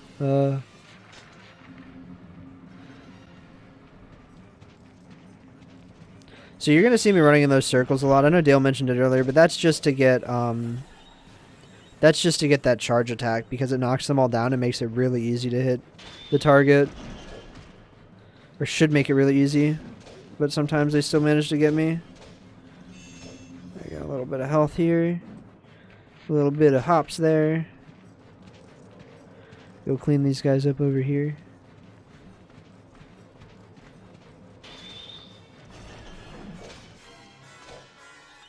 So yeah, after a charge, it takes only 2 hits to kill the target. So my goal is basically to not get hit and then just hit that guy twice.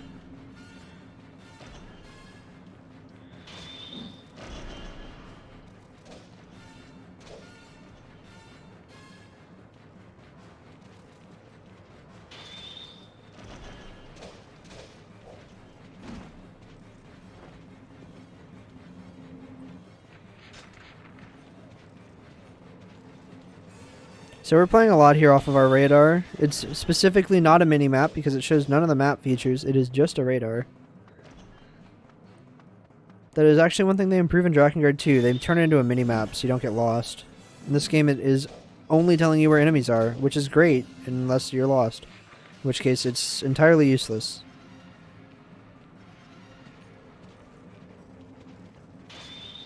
Nice, okay, got a good one. I want to try to heal here if I can.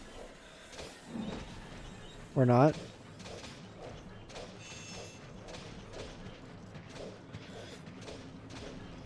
Ah, so close to another heal. That sucks.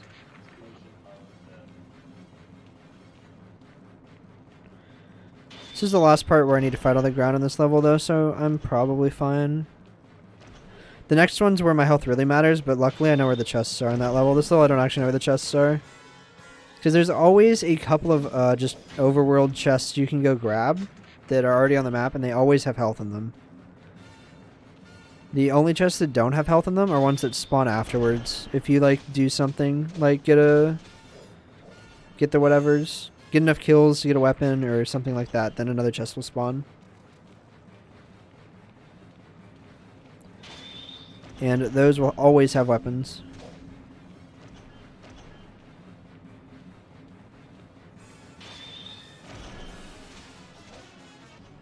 And this is actually where for E-ending, I have so I scanned the entire guidebook for this game, which took a obnoxiously long time, but we now have really high quality scans of the entire guidebook, and now our E-ending guide actually has maps for where the health boxes are on harder levels, where we might need them. And that has proved invaluable because there were no like nice maps that I found before for this game online. So Dale, remember how last night we were talking about you ever just randomly knee your desk? Yes. I just kneed my desk. Oh no. I've never randomly need my desk. How do you do that? So I sit with my legs crossed, like in my chair. Oh, Like I God. sit cross-legged. And I went to adjust myself, and I raised my knee just slightly too far and just went thunk. Damn. Yeah, I don't sit cross-legged. And my chair's not big enough. I specifically bought a chair that was. Fair enough. I have like a subwoofer that's not plugged in. I always use a footrest. Yeah, That's fair. basically how I sit. I should really get like an actual So- footrest. It seems like it could be nice. So the issue, and Dale can confirm this, is I'm short as shit. So like, my feet don't reach the ground in my chair if I have my chair high enough for me to use my keyboard properly. Jesus Christ. I can Teeny-tiny. make my chair tall enough that like my feet can't go flat on the ground in like a perfectly in a normal sitting position, but it can't go that high. Well, like, it's just I'm just that short. Dang. I'm like very tiny. The short But I squad. also have a large chair though. That must be I how think- people sit crisscross, is they just have a big chair. Oh. My chair is specifically I have a Secret Lab one. I don't know And it- chairs past IKEA, honestly. Oh, okay. Well, the suggested minimum height for someone to sit in my chair, like the suggested like size of the human being using it is like 5'9". And what are you, like 3'5"? I'm 5'4"-ish. Dang. I'm like 5'6", 5'4", somewhere in there. I don't actually know how tall I am. Feels bad. This is the battle. Building a desk with minimum leg bumping potential. I built a new desk recently. I got a sit-stand desk. And it's been nice. And yeah, sit stands are nice. If I bump my leg into this, the desk would definitely win, because this thing is fucking way too heavy. It's also nice because I got a monitor mount where I can't move my middle monitor easily, so now if I want to like adjust its height, I just move the desk up and down.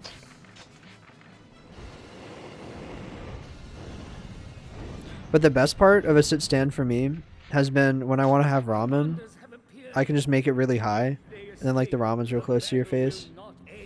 It's like very good for eating. Would recommend.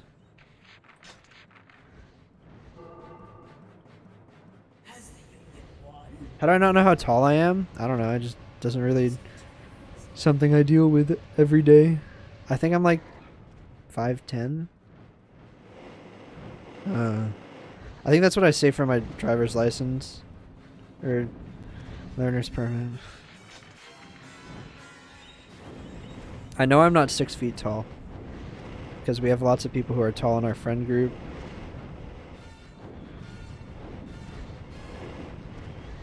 Damn, that was fast. Nice. Gotta go fast. I didn't see what time that was. What time was it? 11:20. Okay, that's fine. It's not that fast. It's okay. The last little bit of killing there was really fast though. Yeah, see, that's what Isom just said in chat. That's exactly me. Like, that's my guess. I have no idea though.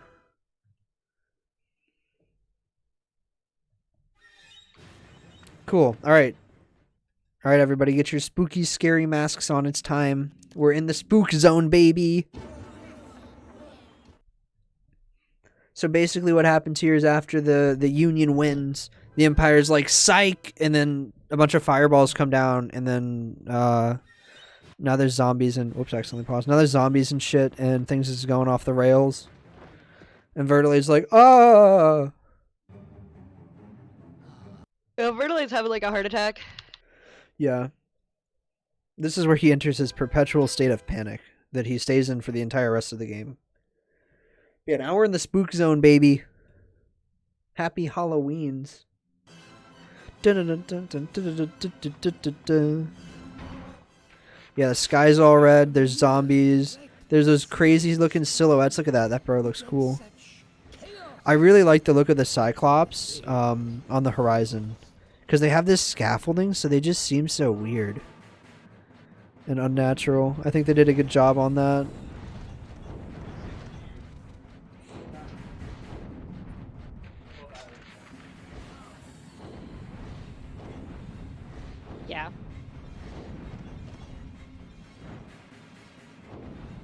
Oops, I didn't hit that guy well enough.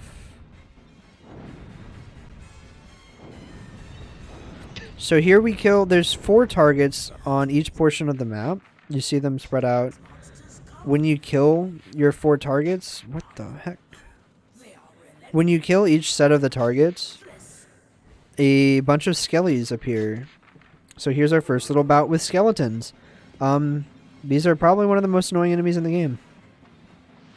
There they are. Spooky. If that didn't send a shiver down your spine, I don't know what would, honestly. Alright, and so the reason we leveled this thing up was so I can do that, and then knock them onto the magic, and make it really easy. Because those enemies are really scary, and you don't want to get caught.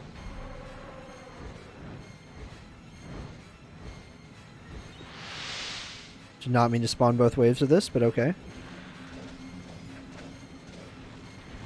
Yeah, those spears they have will do a insane amount of damage to you. So getting caught just a couple times puts me in the danger zone.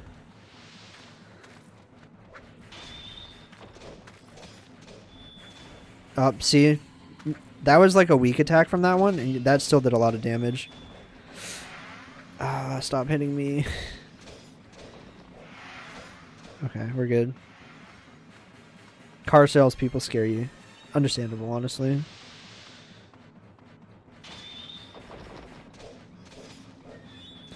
But yeah, You know doing what scares good. Dale? I was No. gonna say, you know what scares Dale? Floridian air conditioning. Yeah, Florida's just scary in general, honestly.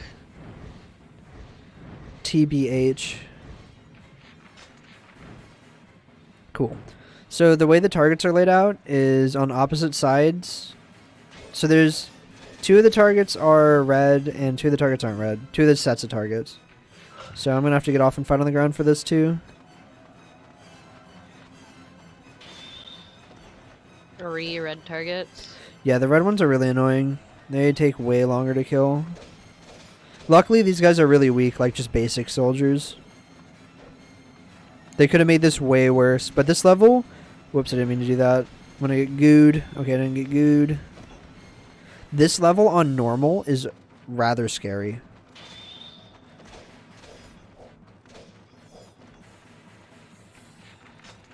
I missed one over here, huh?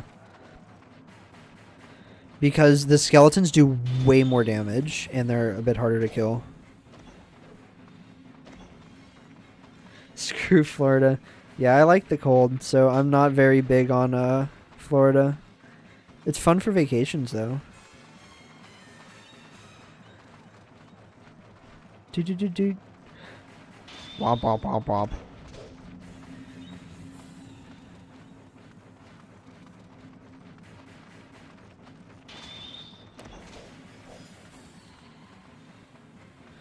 Yeah, I saw about that.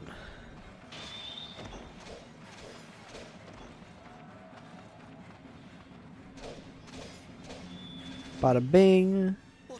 Alright, more skellies. Oh wow, they're right in front of me actually. I didn't need Angelus. I always forget that these ones are close. Because once again, every time anyone talks, I lose the ability to navigate. Not that I really had much navigation skill in the first place. The horror. I Yeet. cannot see the future. Skeletons are one of those enemies where you can see their windup coming in, and you can actually jump out of it, but you need to like be on your toes.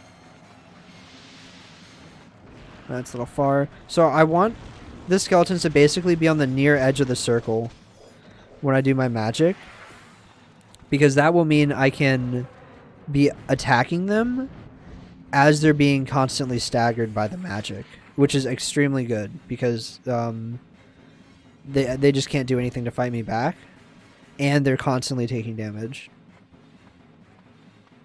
Any other way is just suboptimal.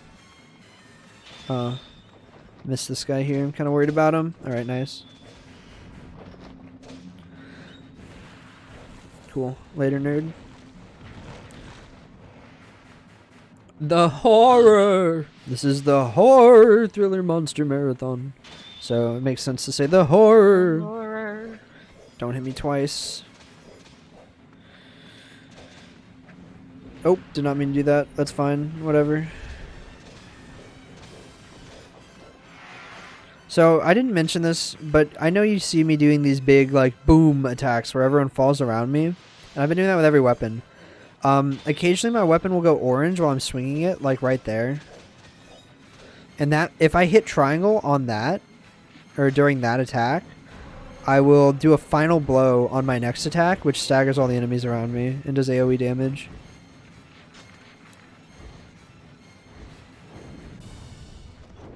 So I thought I actually would kill that guy. I don't know why. Boom.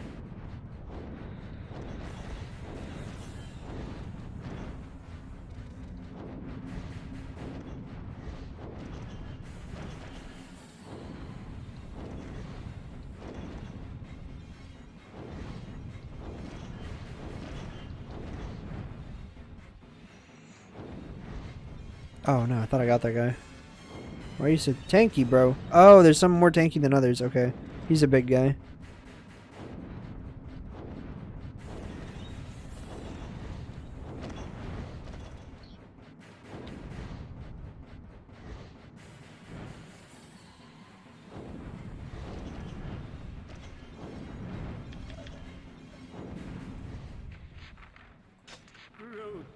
Alright, so here's where I have the option to heal. So if I get low health after this little bout with the skellies, I'm going to heal. So there's a health box right there. I was going to say, I didn't think I actually got what I wanted here. There we go. There we go. Just grab that.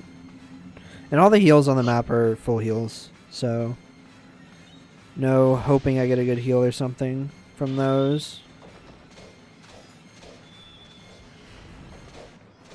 Nope, that's gonna hit me. I'll probably take this heal just for safety. It doesn't take long to grab. Such a terrible spectacle. What does the Empire want?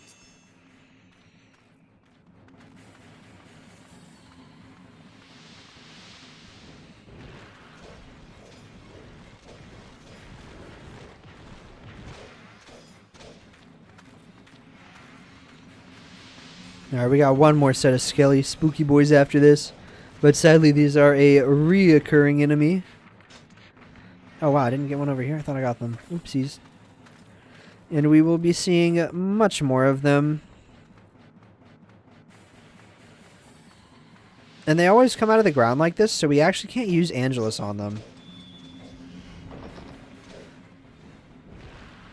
Whoops. Shoot. That was unfortunate. Cool. Later, nerds. Yeah, there's a giant crater for where those fireballs came and rained down. Decimating the Union soldiers and their entire army.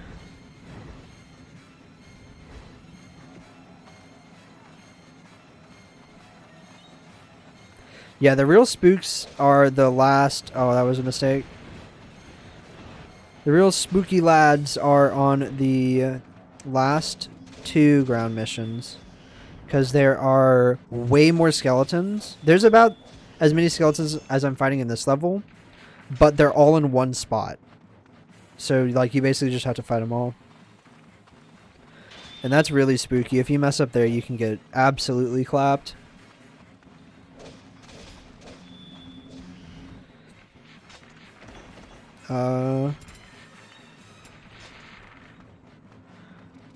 Just me trying to navigate. There we go. Is there a skeleton version of Poggers? I know there's like a Helltaker one. They aren't like skeleton boys, but they are spooky boys. You guys should add that. Oh, also, speaking of that, I think everyone can agree that Cat Jam should be added to NASA Marathon. Mm-hmm. Absolutely. I'm just throwing that out there. Like, Dale, I don't know what strings you can pull, but go pull them. And pull them fast. We need Cat Jam.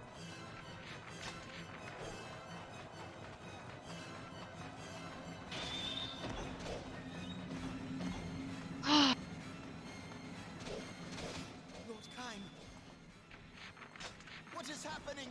Lord Kine! Are there more of these boys? Yeah, I was gonna say there are. I was like, there's so much talking. Oh, these are the spookies. Okay, nice. Frightening. Ooh. These grotesque beasts spawn from the ground. You're trying so hard, dude, and it's so funny. I want to. The game's spooky, dude. Are you The game spooky? is spooky. Bro, this game is spooky because it's a Yoko Taro game. That is true. I don't need Skelly Boys to make this shit scary. You ever, like, actually read Yoko Taro stuff, RodG? Like, Oh, I'm terrified. familiar with this story. Honestly, the real monsters in this story are the main characters. Correct.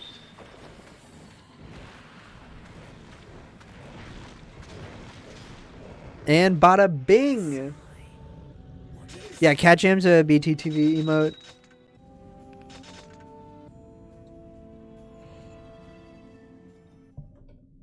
It's basically a classic, though. It has to be added. The real monster is Plant Kime. No, the real monster is definitely everyone else. Alright, so now we got a bunch of aerial missions. We're going to have an inside mission. We're going to have... Is this Black Dragon 1? I think this is not Black Dragon 1. No, it's an aerial mission. What is that giant shell? Yeah, so we really chill out. There's 3 more ground missions, I believe. Dale can correct me if I'm wrong on that. So we got a bunch of aerial missions, some event missions, and then we got some boss fights, because there's actually boss fights in this game. There's 2 that we're going to see, but overall there's like, there's a few more.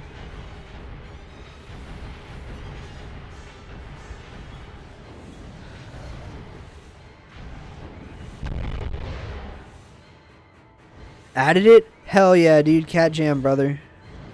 Damn. Gotta go refresh my chat client. Alright, these guys are far away. Just gonna magic them. Oh no. They're the vases. No, they were bats. Why are they so far away?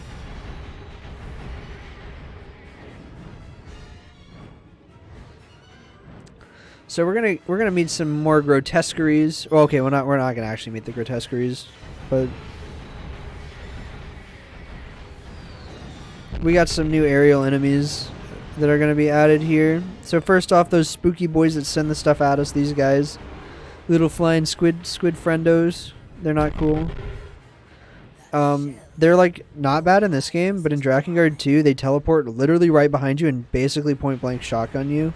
They are 0 out of 10 fun to fight. In this game, though, they just kind of suck.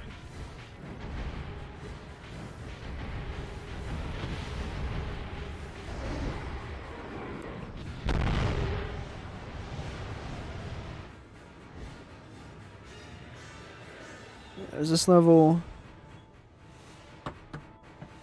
Need a quick drink of water while we have this nice black screen. The game didn't crash, it's just chilling.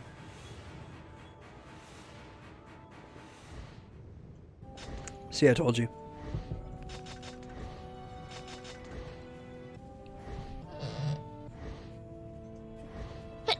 Rossi. Dodd 2 is Drakengard 2.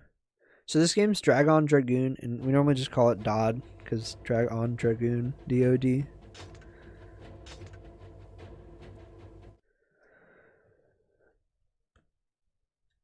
An old enemy. Or an old friend. So now we're going to fight Inuart and his black dragon. There's Furiai. Alive and happy. She's just chilling, sleeping on her bed with her stuffed animals. This fight's either going to take 30 seconds or like a minute and 30 seconds. There's almost no in between. And if it takes a minute and 30 seconds, you'll hear the greatest voice lines in the game.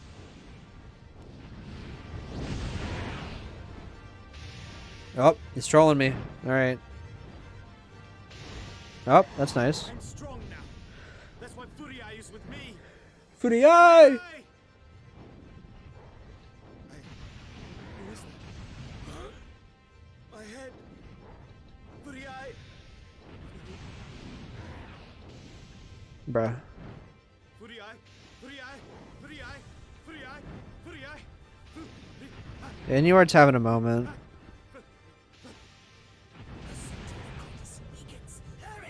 There we go. Okay. Nice. Yeah, so as we said earlier, he's being possessed by the Cult of the Watchers, and basically his brain's like melting right now. He thinks Furiai belongs with him, so he's trying to go kidnap her back. So he's actually trying to get Furiai back from the Watchers the same way we are? Or no. He delivered Furiai to the Watchers because he was like, cool, you'll keep her safe. She'll be with me. I'm with you. Or to the Watchers, to the Empire. Dale can correct me if I'm wrong. So this level's funny.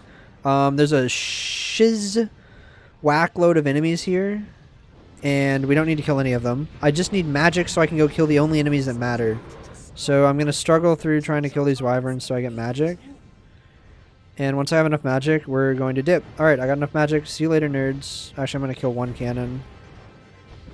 Just to be sure. Alright, cool. We got enough magic. Later, nerds.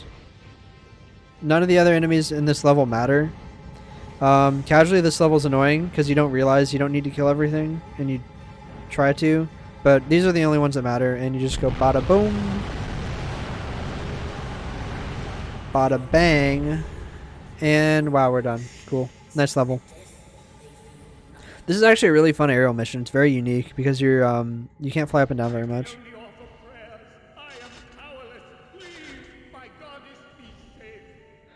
Yeah, so we're in the fortress in the sky. This is where Furiai is.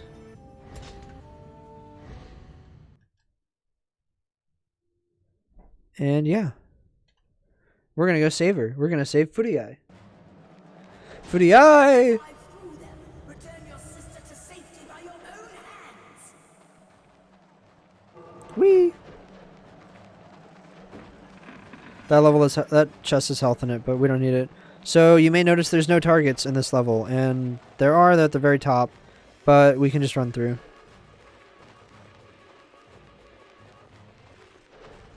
Ow. So this level's kind of gnarly. There's like a bunch of glass on the floor and stuff, which looks cool. It looks kind of like Minecraft, honestly. Then there's this room. It's got a bunch of doors just here and like some child painting on the wall that says like die and die, die, and stuff like that. Like, you know, it's pretty cool.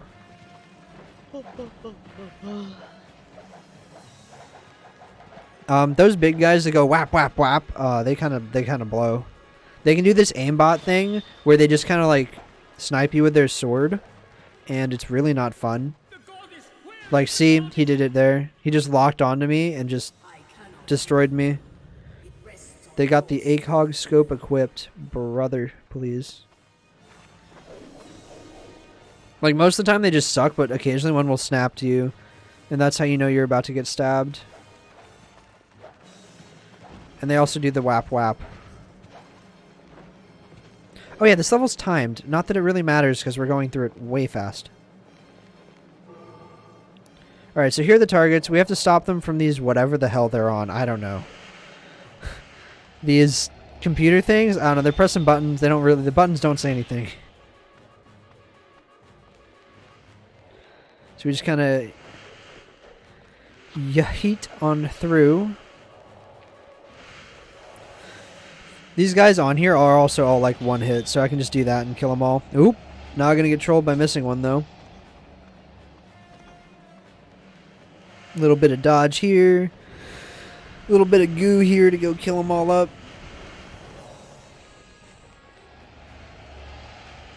Bada bing. Alright, we got one more set, and then, ow. Then we have to go grab the key. Annoyingly, 2 chests spawn when you do this. And you only, like, one of the, stop. One of the chests is a weapon and one of them isn't. One of them is a key that you need to progress and one is a weapon, which is, like, not that great, but, like, whatever.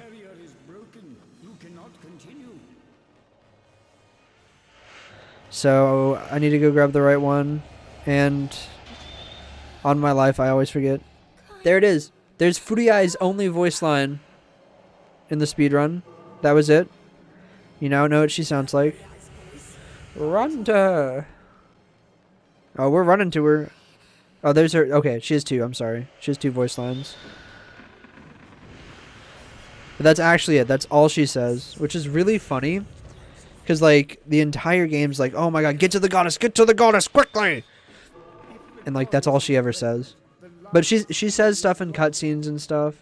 Is Dale still there? I don't know, Dale, you still alive? Dale? Yeah, I'm here. Yeah, Dale's popping. He's just not talking. Miss Dale.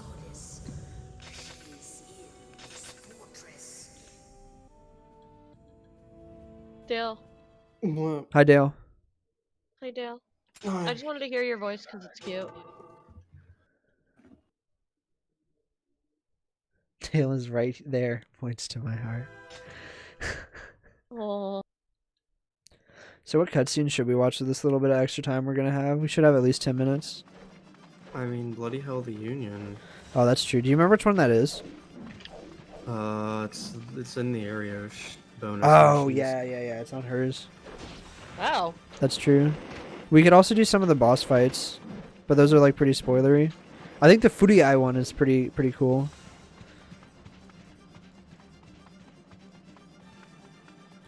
All right, so we're running to go save the goddess. We're here, like she's right here. We're gonna have the goddess back. Oh my god, this is it. We're winning, guys. We're winning. Oh, she's dead.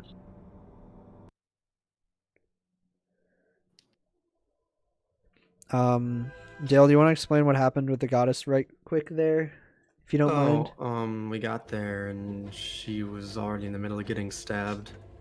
So now we're like, oh god, she's been stabbed. Oh yeah, that's how that one happens. Yeah. I forgot it's not the other way that can happen.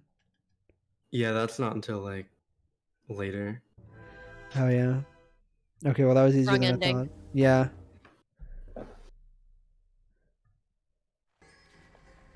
This cutscene right here is really good, actually. It's probably one of my favorites. The little event mission there. It's basically having in a you happy are ending in a Yoko Taro game. that cutscene there, that event mission. It's not an event. It's like an event cutscene thing.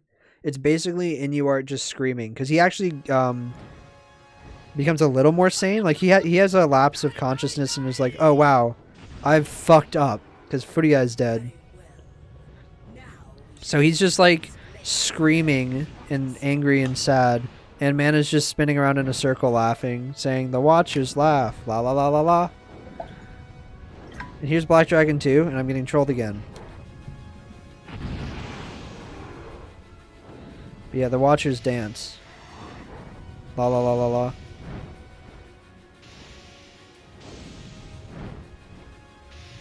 Bro. So yeah, this fight can actually take like 3 seconds if you nail him, but...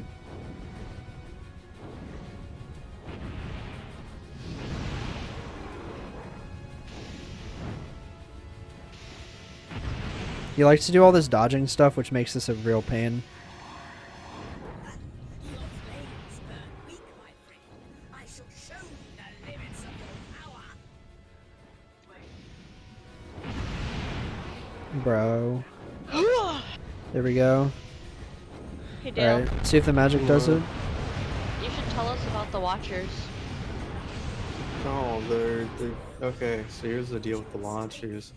Unsealing them, like we said, is an objectively bad idea.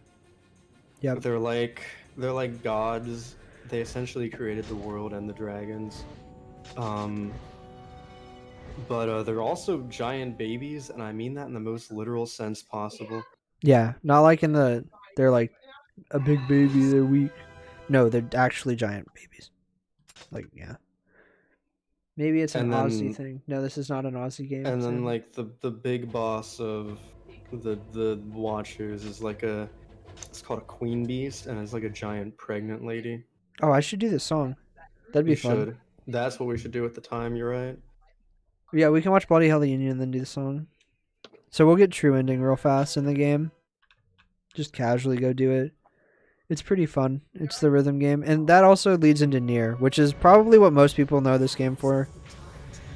It's the only reason I know it exists. Yeah, same for me. But this game has a lot of charm on its own too, even without Nier attached to it. But just knowing that the lore in this game actually still matters for games that currently are like being released is pretty dope.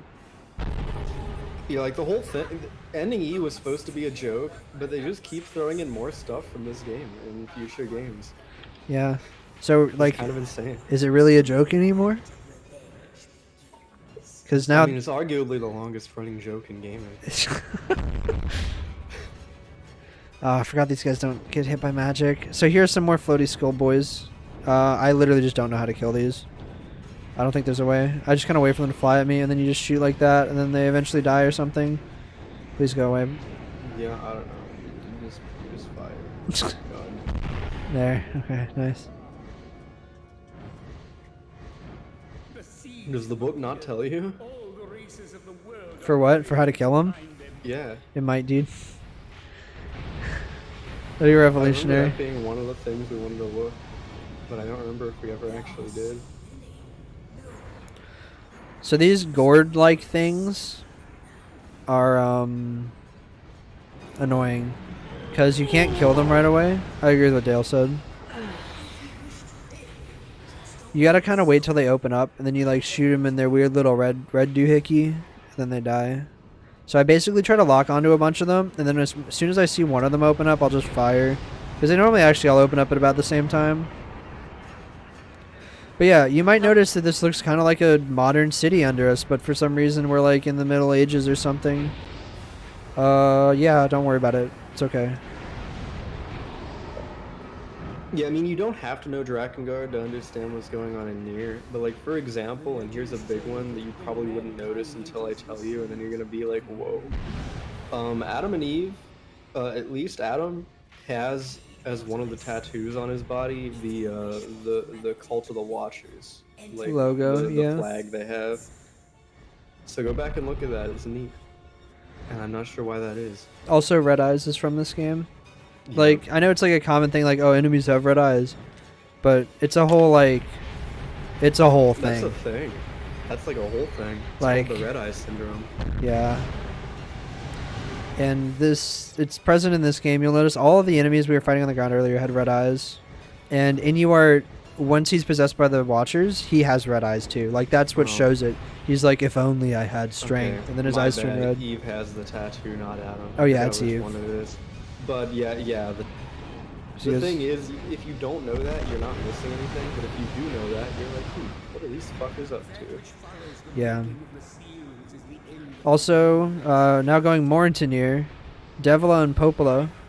There's a weapon in this game that has both of their names on it in the Japanese version, which is kind of cool because they're characters that don't exist until Nier, but they're really just like a friend. Their names are the names of two dogs that were Yoko Taro's friends' dogs, or something like that. Yeah, in Drakengard, in Japanese, in Dragon Dragoon, it's called Devila Popola. In this version, it's Scald Song. yeah, that's the one. Yeah, the Watchers are... No, don't save, don't save, don't save, don't save. Okay. Good.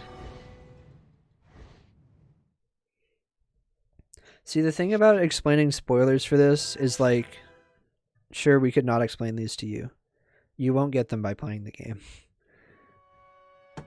It's time for Worm. Here's Worm, it's an ancient dragon. We're gonna kill it. I mean, that's for Nier Automata, because Moonboon is right. You could really make the claim that the Watchers are fucking around in Nier Automata. Oh, yeah, and you you'd have could. to explain like 4 other games worth of what's going on. Yeah. And that is spoilers. Yeah. No, the general happenings though aren't very spoilery because they're not super mentioned in the game. Especially every link with Drakengard 1 isn't super direct. And by that I mean it's extremely indirect. You have to read a manga and watch the play. And then play the previous games and read their side books.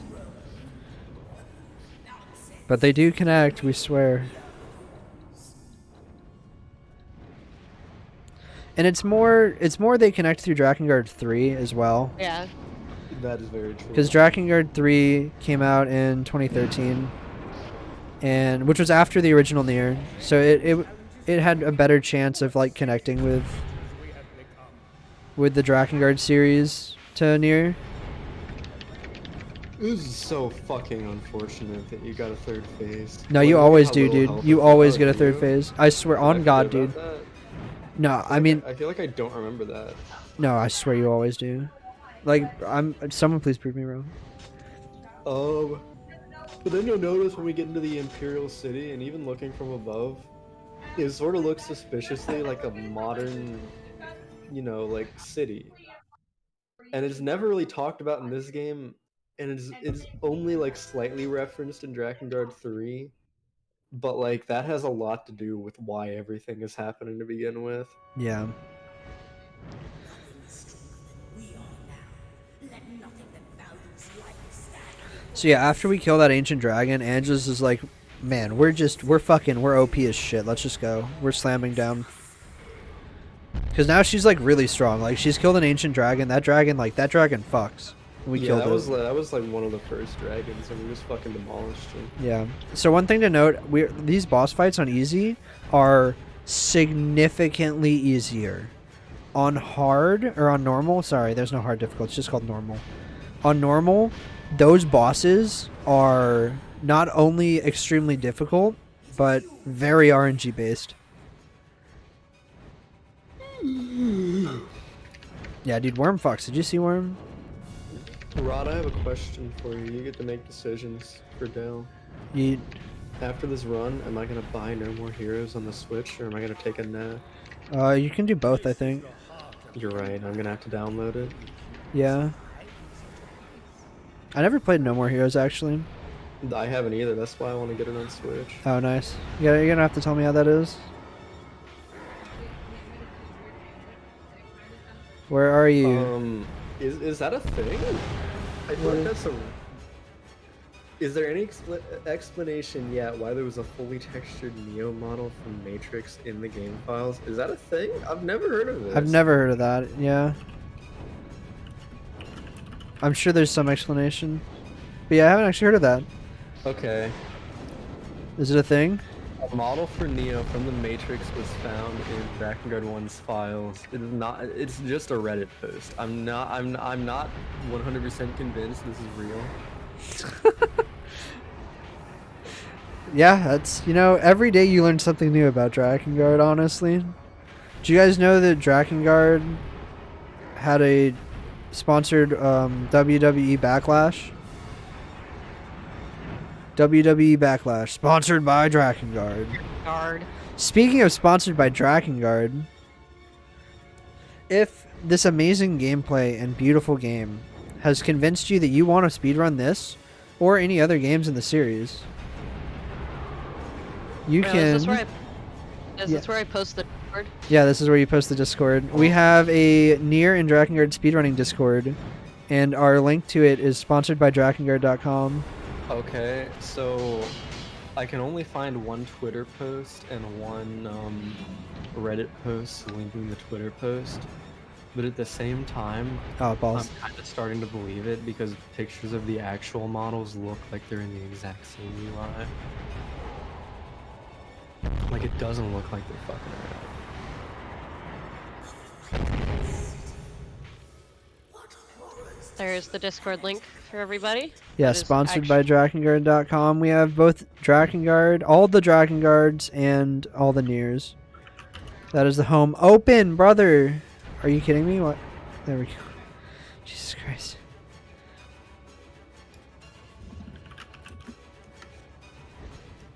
Hello? Okay.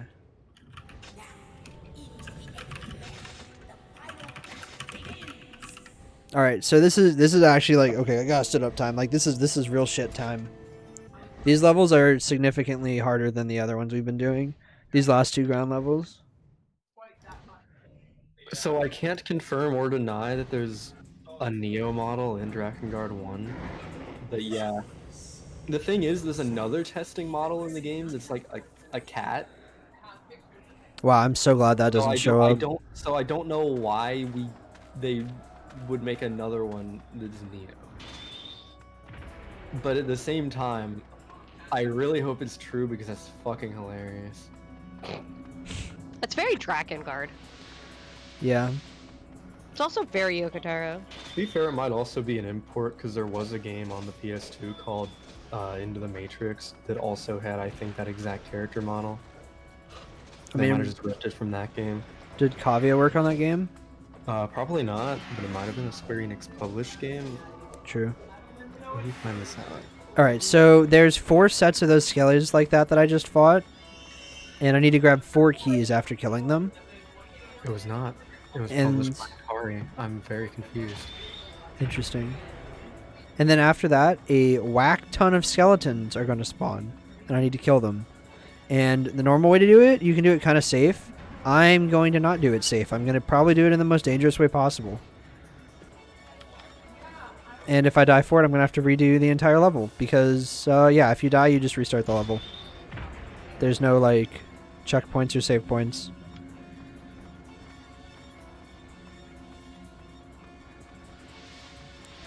And yeah, these are the same spooky boys as before, from the Rapture level.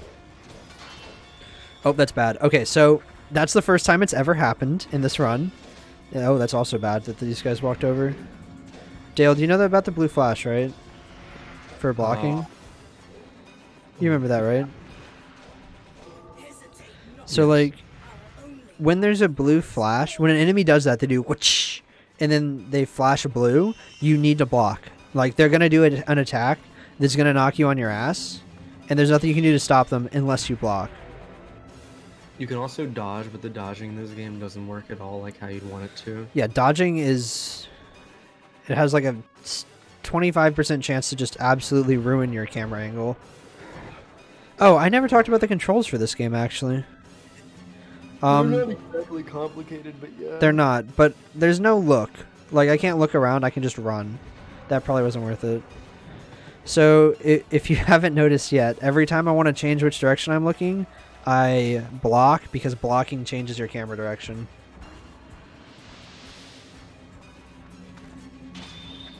So, like, right there, I blocked after I hit the skellies so I could look in this direction. Okay, this is going good. Nice.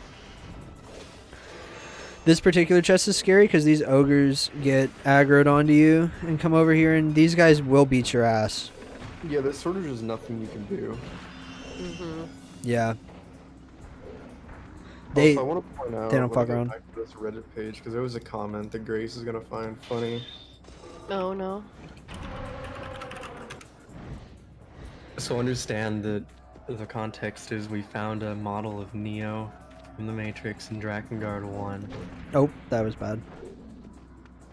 and someone says, and people were crazy and stupid to misinterpret a glitching red dragon, which did appear for some people in FF14. Funny. Which is also a thing, which was just a bug. but Okay, even this the is bad. This is bad. Oh god, you are in a really scuffed situation. Yeah, this is not good. I have no magic. Okay, the ogres ran away. There's That- a health box I know there is a health box, but I'd rather not run to it. It's really slow. Where are we at? We're at 211. Okay. Please don't die. Yeah, kind of saying please don't die because I definitely died here in practice yesterday. Or 2 days ago. Do I go heal? Do I go heal? I think you probably No, I'm not do. gonna go heal. No, you're not gonna go heal? Okay. No, we're gonna hope that I'm a god gamer. So I would like everyone to start praying for me. Oh, pray harder. I have magic, right? Yes.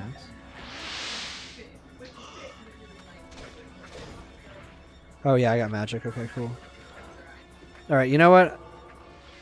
This is a bad idea. This is a bad idea. This is a bad idea. All right, guys, if I die here, I'm sincerely sorry. If you die here, I'll never forgive you.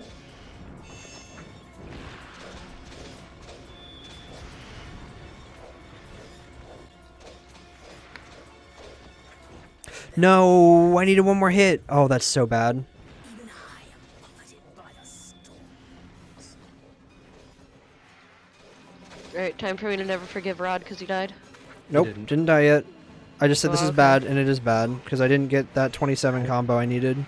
We're still gaming, but we're just gaming a little scared. Yeah, this is tense. Yeah. Like, now imagine doing this run on normal, which is what the Japanese runners did before we showed up. Yeah. I'm Because the basically threat- 2 combos off these skellies away from death here, which is kind of scary. Like, we're not exaggerating. On normal, you'd probably die in one combo and then one hit.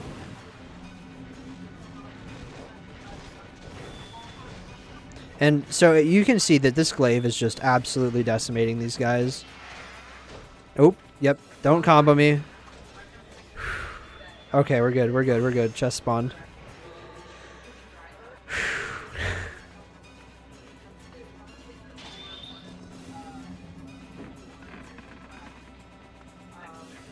Please. Ah! Stop stabbing me. Yeah, so I never got 3-hit comboed by any of those skellies, but just trust me, if they 3-hit combo, your health bar just disappears. It would kill me from my current health. At last, the end is near. Yeah, that was extremely scary. All right, we got 2. We're almost here. Like, this is close. We have 1 more ground level and then mana, and then we're done. Like, that's it. Mana. Who's mana? Who's mana? Yeah, we haven't talked about mana. We Dale, do you want to haven't. do that while I galaxy brain this? So Mana is a child. That's it. No. So the Watchers decided that they were gonna be stereotypical and creepy. So they decided they were gonna possess this young child Mana as like the leader of the cult of the Watchers, and it's like freaky and weird. There's another character in this game. Which Sarah, which you strictly Sarah. don't meet until after A ending. Which is important because you're supposed to look at him and be like, hey, that's the same character model as Sarah, because it is. Yeah, as Mana, rather. So Mana is like creepy and weird and like swirling and La la la la la. gods that crush like a mace, and then she gets crushed with a mace. Spoilers. But she's just like a creepy kid, and she's about to be a very large creepy kid here shortly. And by shortly, I mean like in 10 minutes. Yeah, this level's really Because long. That was absurdly long.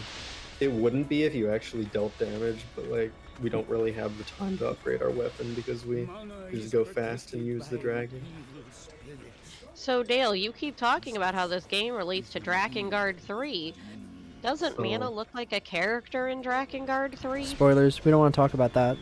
I actually don't know what you're referring to. Brother one. Brother one. Oh yeah, no. They're- Drakengard 3 ending A leads into this game's ending A, leads into Drakengard 2's ending A, but that's all I'll say about that. Yeah, just to so Drakengard 3 was a prequel to this game. Also, all of that happens in a manga that people wouldn't read anyway. None of that happens in the actual game. As we said, this is a little convoluted. Yoko Taro is a fan of side content. I don't know if y'all can tell. I mean, there's a reason I always say in the same words every time. Most of these games happen outside of the games. Yeah. There's like stage plays and like radio shows and books and comics. The character called Mana in Dod 2 is the character called Mana in Dod 1. Yes. They're very explicit about that the moment you meet her, so that's not really a spoiler. It happens very early on. Yeah, Mana's in Drakengard 2. And it actually, like, that's one of my favorite parts of Drakengard 2, is that it continues on pretty directly from this game, which is weird, because every other game in this entire series, like Nier and Drakengard, none of them connect in any, like, straightforward way, except Drakengard 1 and Drakengard 2. They're, like, rather straightforward, and Because even Yoko Taro still. didn't write it.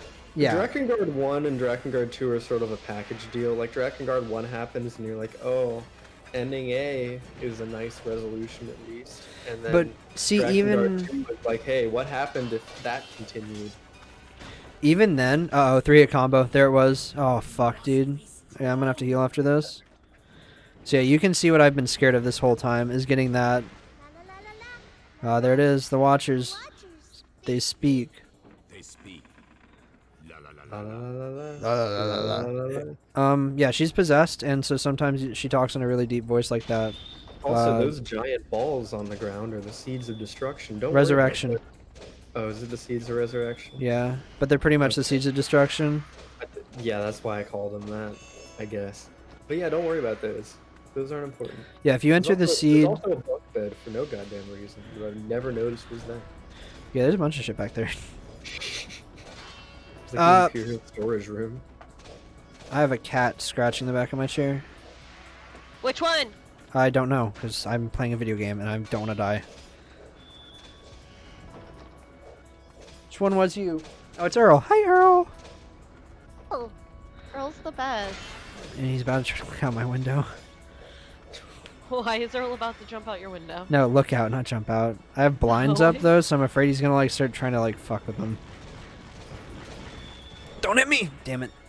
So Earl is a little angel. there's an interesting question in chat. Isn't Drakengard 2 not canon or something? See, the problem with Drakengard is that everything that happens is canon. So Drakengard has this lovely thing where you can basically shoehorn almost whatever you want into it, and it's probably fine, and it'll still connect, because that's how the whole setup for it works. On a high level, time's a circle. Don't worry about it. Yeah, basically, Drakengard leads into Nier, leads into Drakengard. Because, so one thing Drakengard 3 makes canon is branching timelines. Yeah. And... yeah, the whole gimmick of Drakengard 3 is that you're like, it is like the weird time travel shenanigans, sort of to explain everything else that's happening. so, Because I and... guess they realized, hey, this is kind of dumb and stupid, and we And should make it make it's sense. good that they did time travel, because in this game they just confusedly go back in time randomly in the story. Like, so narratively it's extremely hard to follow. Like, if you're playing this casually, it's really hard to piece together the story. Like, just Yeah, the you story the go- game presents is hard. Like, just at a high level, not even like going in depth and how it happens, you go from here, and then you go to ending B and C, which are alternate versions of this, and then you go back, except this time the temple in the sky isn't flying, it's in the ocean. Don't worry about it, Furia is still there. And then she dies differently and other things happen. Yeah. And then whoops, you're back in the Imperial City, and it doesn't make any goddamn sense. And anywhere it does different things in each one, and yeah. It's like, it's really confusing, so that's why the whole branching timeline things make sense, which also helps to explain how this connects with Drakengard 2, because this does straight connect to Drakengard 2, meaning it's like in the universe, so things in Drakengard 2 work, but Drakengard 2 also has some other weird stuff that's never mentioned. Also, this is a really hard wave. Yeah, so, but is How to Train Your Dragon canon with Drakengard? Yes, absolutely. It happens Anything about is halfway, canon with Drakengard. Please. it happens about halfway through Super Mario Bros. 2. Alright, these are the hardest... didn't we- Alright, real quick. This is the hardest set of enemies in the game, basically, are these.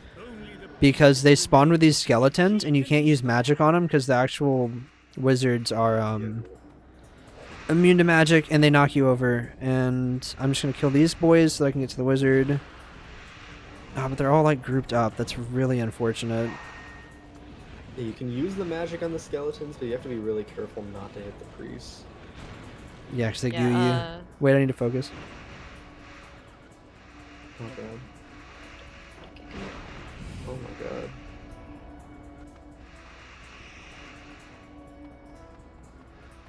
Tactical retreat.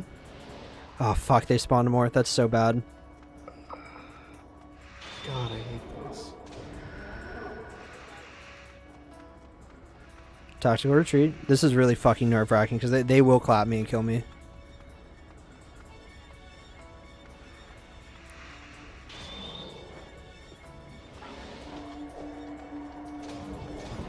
Oh god, okay, we're good. Whew. Alright, that's a really scary mission. You can die here so Yeah. easily. I've actually been like so worried. Alright, you ready on time, Ares? Cool, Glaive leveled up. 1 level left. So now that we're done with that, we don't have to think, because this boss is really easy on easy. Yeah. But What on we're gonna hard, try to it's do- really hard. We're gonna fly down and we're gonna try to get caught on Mana's dress because it has like a physical wall on it, Yeah. and you can just sit there and wail on her. She breaks the seal and That was becomes a really terrifying. What monster? No, I didn't hit her fast enough. Yep.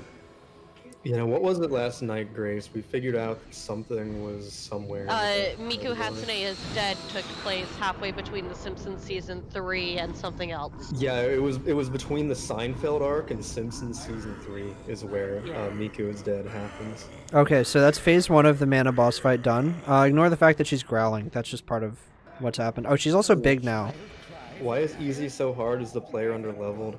Ordinarily, at this point in the game, you're expected to have a level 4 weapon and be dealing like 30 to 40 damage, and we're dealing 24. Get ready on Not to time. mention, yes, we're underleveled because we mostly have been killing things with the dragon. So our health is low and we don't deal a lot of damage.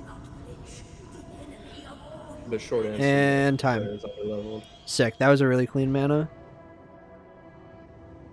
I'm glad they gave her pants because otherwise that would be really uncomfortable. Yeah, that would be. All right, so that was Drakengard 1 at 8%. There's one thing left to do. What's your world record? I don't have world record. Oh yeah, there is one thing left to do. What is the world record? It's like 205. It's really fast. Okay. That is a PB Who though. has it? Neurotic. He doesn't exist. It's okay. Is that actually a PB? Yeah, I'm pretty sure it is. Holy shit. So yeah, that was exciting. There's one thing left to do. There's this nice little cutscene. Do we want to watch this? How much time do we have? We finished like 20 minutes early. We can watch this. I mean, yeah, we have time because the rhythm game is 3 minutes and Bloody Yeah. Hell Music is like a minute. Oh, stupid, stupid, all of you. Please. So now you can see what these cutscenes are like. The gods are watching. It is their last judgment. We will be transformed. We fear nothing. We are loved. Verde's like, fuck off. You hate me, don't you? So yeah, Mana has a lot of baggage with her. She wasn't just possessed and stuff. Like, she has more background as well. Come on, warrior. Kill me. Kill me. Don't hold back. That's kind of insane that that was Whoppity wop. PB. Kill little mother. I think it is. I don't remember what that PB is. Alice is saying it is. I am loved, you know. Oh, sick. Thanks, Skyday. Mother has to Yeah, I thought my PB was a 127 that I hadn't uploaded yet. So yeah, it's definitely like a 4-minute PB. kill me. Yeah, that's pretty clean. I need to like If you get way faster though. I'll do something. If you hate me, then kill me. Kill me. One big smash. So yeah, Don't hate me, mother, please. yeah. Please, I'm There's gonna mana. die. We've defeated the Cult of the Watchers, but like there's still an issue with the seal. Because as we said, all the seals are broken. I don't mind. Kill me. Kill me. I don't mind. Kill me, please. Time shall never forgive. But yeah, basically Mana killed Furiai. So Kaim's kind of pissed. You will be despised by every soul in this world. Yeah. Unforgiven for all. I mean, you'd be mad too if you killed your sister. Yeah. Who Oh, came yeah, up with this ending? Yoko Taro. He's to blame. Another thing to be clear about is the dragon saying all that is actually Kaim talking through the dragon and telling her what to say. Because like they sort of have this weird telepathy thing going on. Yeah. So that's why Angelus has been able to like tell us what Kaim's been thinking. ... Alright, now we need to pat the dragon. Who shall become the seal? We must find a new Just normal goddess innocent at head once. pats. Another sacrifice to the seal. Definitely no I am behind the the scenes beast. things I going am on an there. executioner. Yeah. Nope, not at all. Kaim and Angelus have the most Time. I am wholesome relationship between any two characters in all of Drakengard. Pat, pat, pat, pat. Does Kaim's right arm just not have an elbow? feel better now. He really It is does. always just holding that sword out like that. I shall Yeah, this model always has his sword out. Like that has to be kind of uncomfortable. my strength. So yeah, Angelus is like, I'll be the seal. And Kaim's like, Nani? But he can't talk. Do you know what you offer? You had best do it Does he talk in before I Drakengard too? change my Does that No. give him the ability to talk again? Okay. No. Because Angelus still exists, but she's going to become the seal. Which is kind of different, because apparently it doesn't need to be a person, but that's kind of weird. So yeah, we always yell ha right here when Verdele says ha. There's a big epilogue, you can read it. I'm just going to skip it. So yeah, loudness warning. Dale, you ready to yell ha? Oh, do I also have to go? Yeah, everyone has to yell ha. Yeah. Noise warning, noise warning.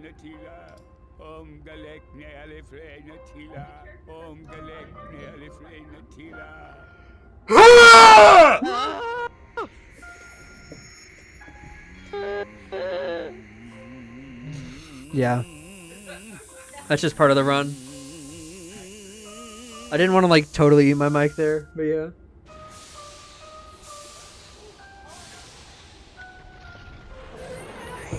Because he yells ha. It's on the leaderboard. It's a requirement to do that for your run to be valid. Yeah, if you don't do that, your run's invalid. That's for the drunk percent category. Yeah, let's not talk about that category though. It's okay. You're right. See, this is also like a lot more painful for the dragon than it was for Fury Eye, because Fury Eye is like fine. Yeah. I don't really get it. Yeah, I don't get it either. Yeah, this whole cutscene's really important for Drakengard 2. Because Drakengard 2 does have Angelus as a seal. Which is kind of crazy, because at the beginning she like hated people, but now she saves everyone by being a seal. That's probably why they never used a dragon before, because dragons kind of really fucking hate humans. Yeah, dragons are like, fuck everyone. This one's like, fuck it, you know, Kaim, you're pretty chill, let's go. Also didn't happen to Fury Eye, by the way. Yeah, this also didn't happen. Just throwing it out there. I don't know what this is. And then Vertale's just standing there, ye gods. Ye gods, is it your will that we should live on? Look at that head tat and the piercings, dude. And he's got rings on each finger. He's got the drip. I respect the drip.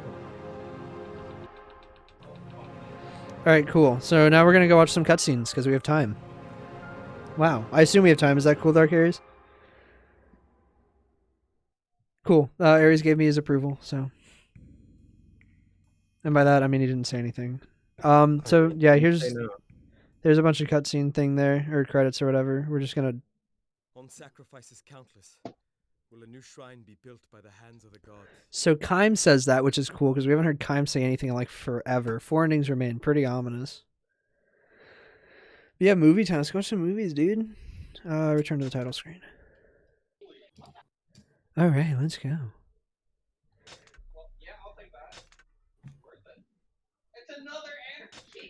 Another bar. Grace, you have background noise? Of course I do. Alright, so let's hope. Alright, cool. So ignore the fact that I have the entire game beaten now. Yeah, there's more chapters. There's Leonard's Regret, Aryosha's Madness, Saria's Prayer. We're going to Aryosha's Madness. No, we're actually going to chapter 3. Oh, it's chapter 3? Did you find it? Yep. No, I know where it is. Go to chapter 3. It's this one. Yep. Alright, so this is where we find out who Aryosha is. We mentioned her earlier. She's a side character you can get that's an ally you can play as. And this is, they have her like imprisoned here.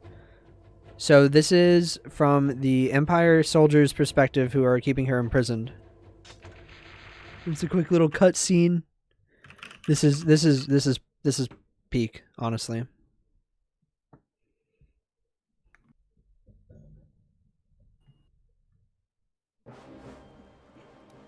Look, there is a red. No matter how much I hear it, I can't avoid that voice. Is that so? I've grown fond of it, I have. Long as it's a woman, huh? You're the odd one, liking an elf like that. Have you seen her eyes? Pretty scary if you ask me. Even when she smiles, they're dead. Me, I feel sorry for her. Better for her if she had died with the rest of her family.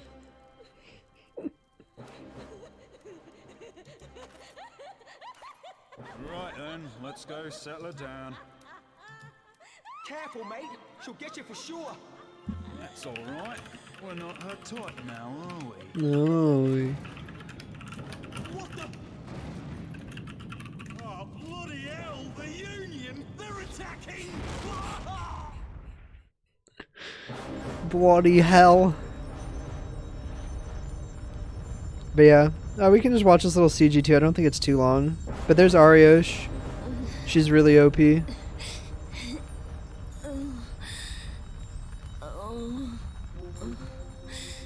This is actually where she makes her pact. So before this, she just lost her children in the war and is like kind of crazy. Yeah, she eats babies. Yeah, she lost her children in the war, and then she like became crazy and started like eating children and stuff. That's why she was in prison, because the Empire was like, "Damn, lady, you actually crazy." And then for some reason she made a pact. I mean, same thing as Kime. She was dying. Yeah, she was like kind of boned there. And then these two spirits showed up. Is But that an yeah, issue? Eating babies? Yeah, it's a problem. God. Pretty much no one's into that. Cool, so that was that. Twitch, I voted yesterday. Stop. Okay, do we want to do the song then, I guess? Yeah, bet. You do. Alright, so once you beat literally every mission in the game and get every weapon in the game, some of which require standing in one place for 25 minutes, waiting for time to elapse, you will be allowed to enter the Chapter 13, The Truth. And you will get these nice 4 missions, of which we're just going to watch the cutscene ones and do the final missions. So yeah, this is the last ending. This one leads to Nier. It's not really a huge spoiler because it's like a joke ending and there's not like too much story explained, but this leads into Nier, Gestalt, and Replicant. So yeah, this is what Nier comes from, is this.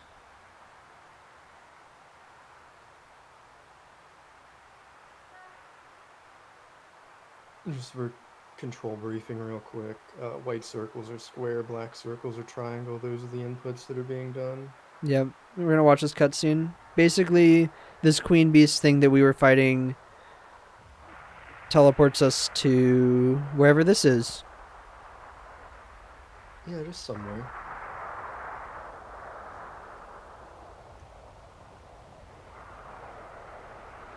So yeah, in the mission before this, we were fighting the Queen Beast, or just a bunch of enemies around her, and now here we are, just magically teleported somewhere. And yeah, we're in Tokyo. Kind of gnarly how we ended up here, huh?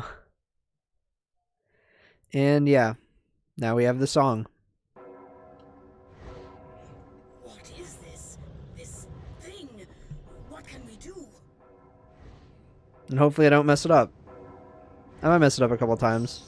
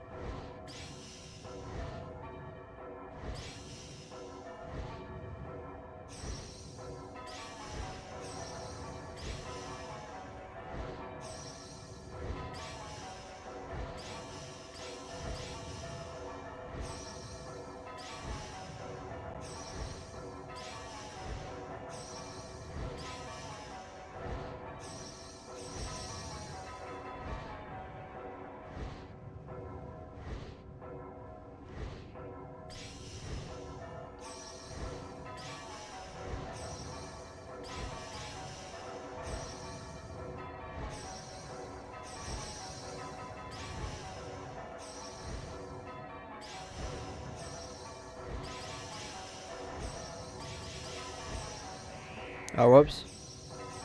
Thought we were in a different part.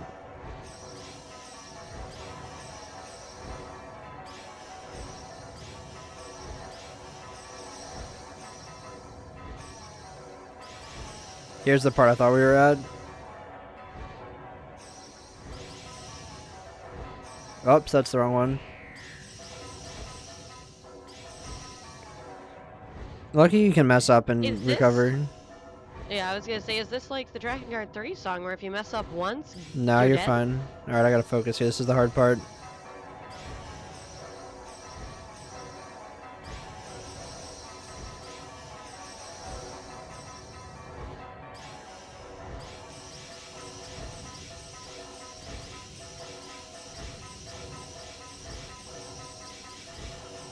Whoops. Yeah, I messed up one. Alright. F. Yeah, that last wave is the really hard part, and it just kind of comes at you. I mean, I want to be clear. People are calling me out in chat. I genuinely believe this is harder than Drakengard 3's. Oh, this is way easier than Drakengard 3's. Drakengard 3's is so much harder. It's actually hilarious how much harder Drakengard 3's is.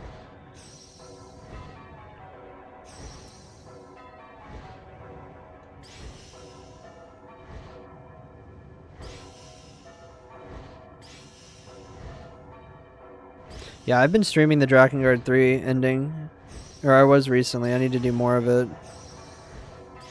Because I've been trying to beat the song in that game. It's just so hard. Fuck.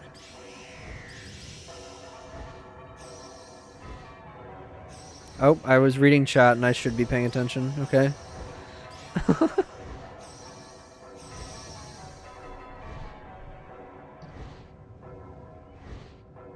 Yeah, the issue is on that last wave, if you get out of sync, you're just screwed because it comes at you so fast.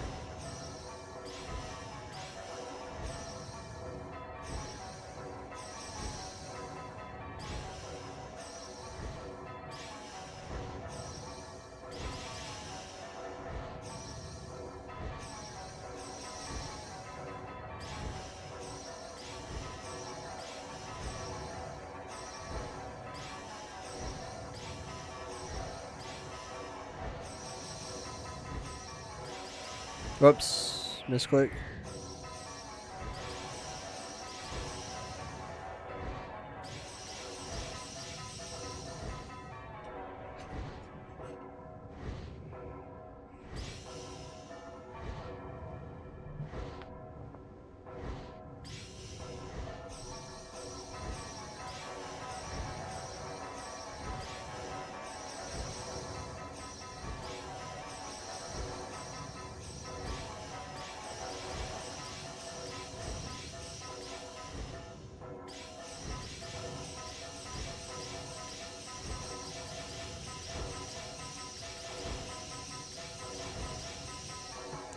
Bada bing, bada boom, baby. Let's go.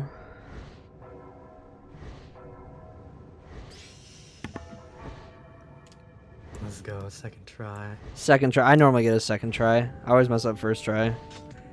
And yeah, that would be the true ending of Drakengard 1.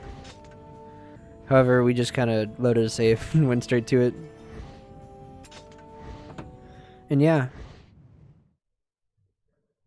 That would happen to be the entire game. Yeah, the dragon's different. You get the Chaos Dragon form. And yeah, so this here specifically is what leads into Nier. Is all those particles going everywhere.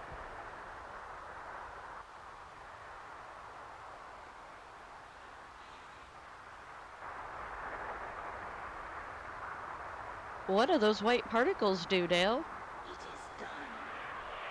So they put you in a bit of a conundrum if you come into contact with those. So here's the deal. Also, Angelus just got shot down by fighter jets. Don't worry about it.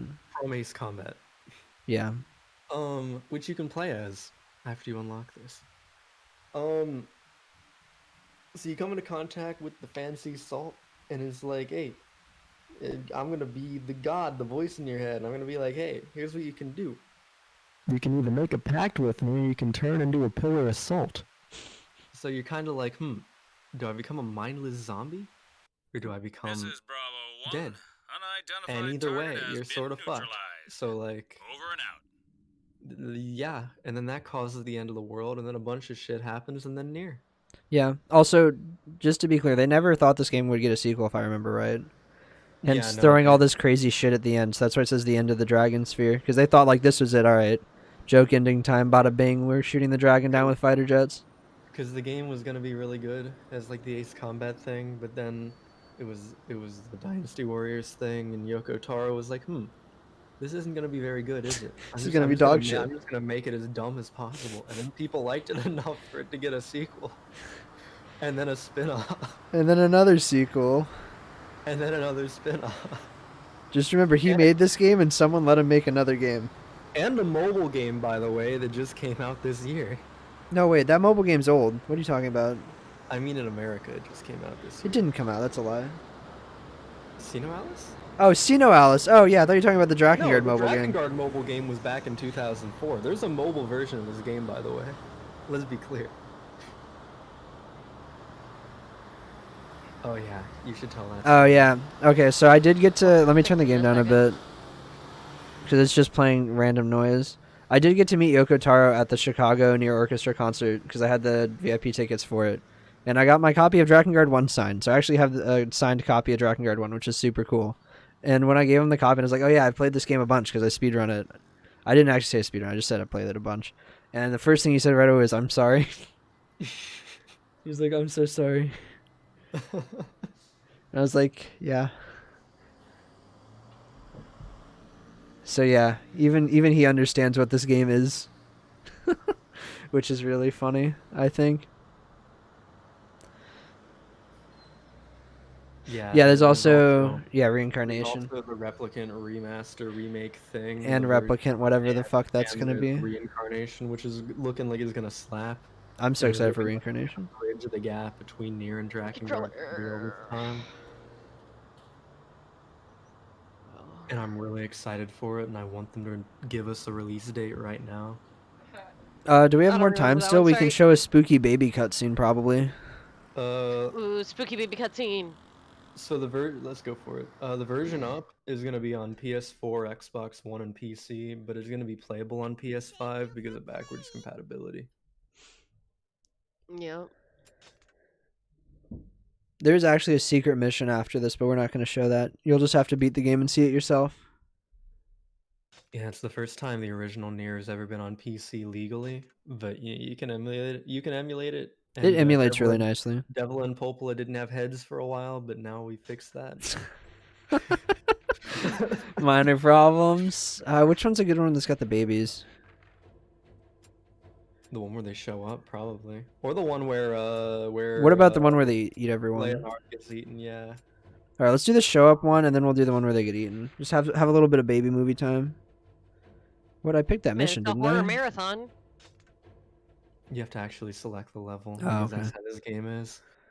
Yeah, this game has a world map, by the way. Not that anyone cares. Yeah. So yeah, cool. Once shit really hits the fan, is this wait? What happens is this? Does this just shit hitting the fan, or something specific happen to trigger this? What? I forget. So yeah, just to let you know, this game still has more shit that we haven't even shown off yet. This is a cutscene that exists in this game. I think you like go to the ocean, and then Fury Eye dies, and you're like, oh no. And Yeah. then you come here, and it's like, whoops, baby.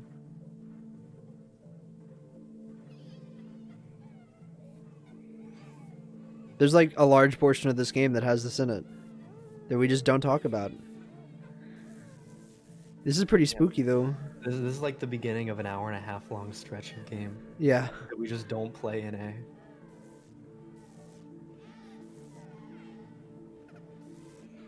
Yeah, and it is for reasons like these that Really Really Longathon doesn't want to have Drakengard 1 back. We didn't even watch the cutscenes. We did. We watched this one. We watched all the Oh, CGs. yeah, we did. Yeah. That's right. I forgot about that. Actually, baby Cutscenes Leonard, are the best. I forget what happens to Ariosh. You want to find out? Fuck it. Yeah, Oh, don't. they do eat like everyone, don't they? That is what happens. This is the Chaos Dragon, by the way. That's what that looks like. Yoko Taro watched way too much Ava. Yeah. When's the 100% run with 25-minute AFK? As soon as Rod can convince me to hook up my PS2 again. Yeah, pretty much that. Cool. Alright, having some fun on Drakengard 1 movie night. There's still a lot of this game we haven't explained, by the way. So there's Ariosh. Yeah. And she's really excited because these are some children. This is like a lot of food. This is like she's gonna be eating for weeks.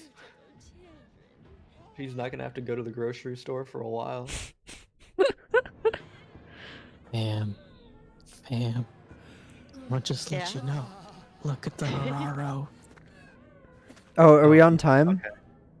You're like overtime. Oh shit. Oh, God. Aries, we've been asking you. Panic. Panic. We've been asking you when we have to stop. We've literally been sitting here filling time for you. I know. I wanted to see the baby cutscene. Oh, here's the baby cutscene. Well, here's the baby cutscene. My children. My children. The greatest of feasts.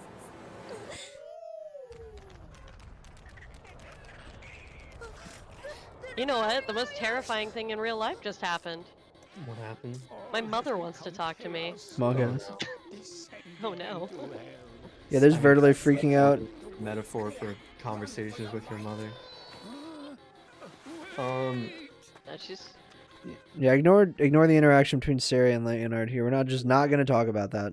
We're just not gonna bring it up. So it's also kind of ambiguous. We're not sure if Ariosh has like a come to Jesus moment and realizes that she fucked up and wants to atone for her sins, or if she just really likes the kids. Is not really clear, and I think that's a good thing. Oh, by the way, there's Queen Beast. This is actually where she first shows up in the This is game. what the Queen Beast looks like. She's not pregnant yet. Yeah, don't worry about that. All right, so yeah, that was Drakengard 1. Yeah, go ahead, cut us off. Thanks for joining, everyone. I'm skipping this cutscene, even though that's actually one of my favorite ones. Yeah, this is a good one. Yeah, thanks for having us. That was Games.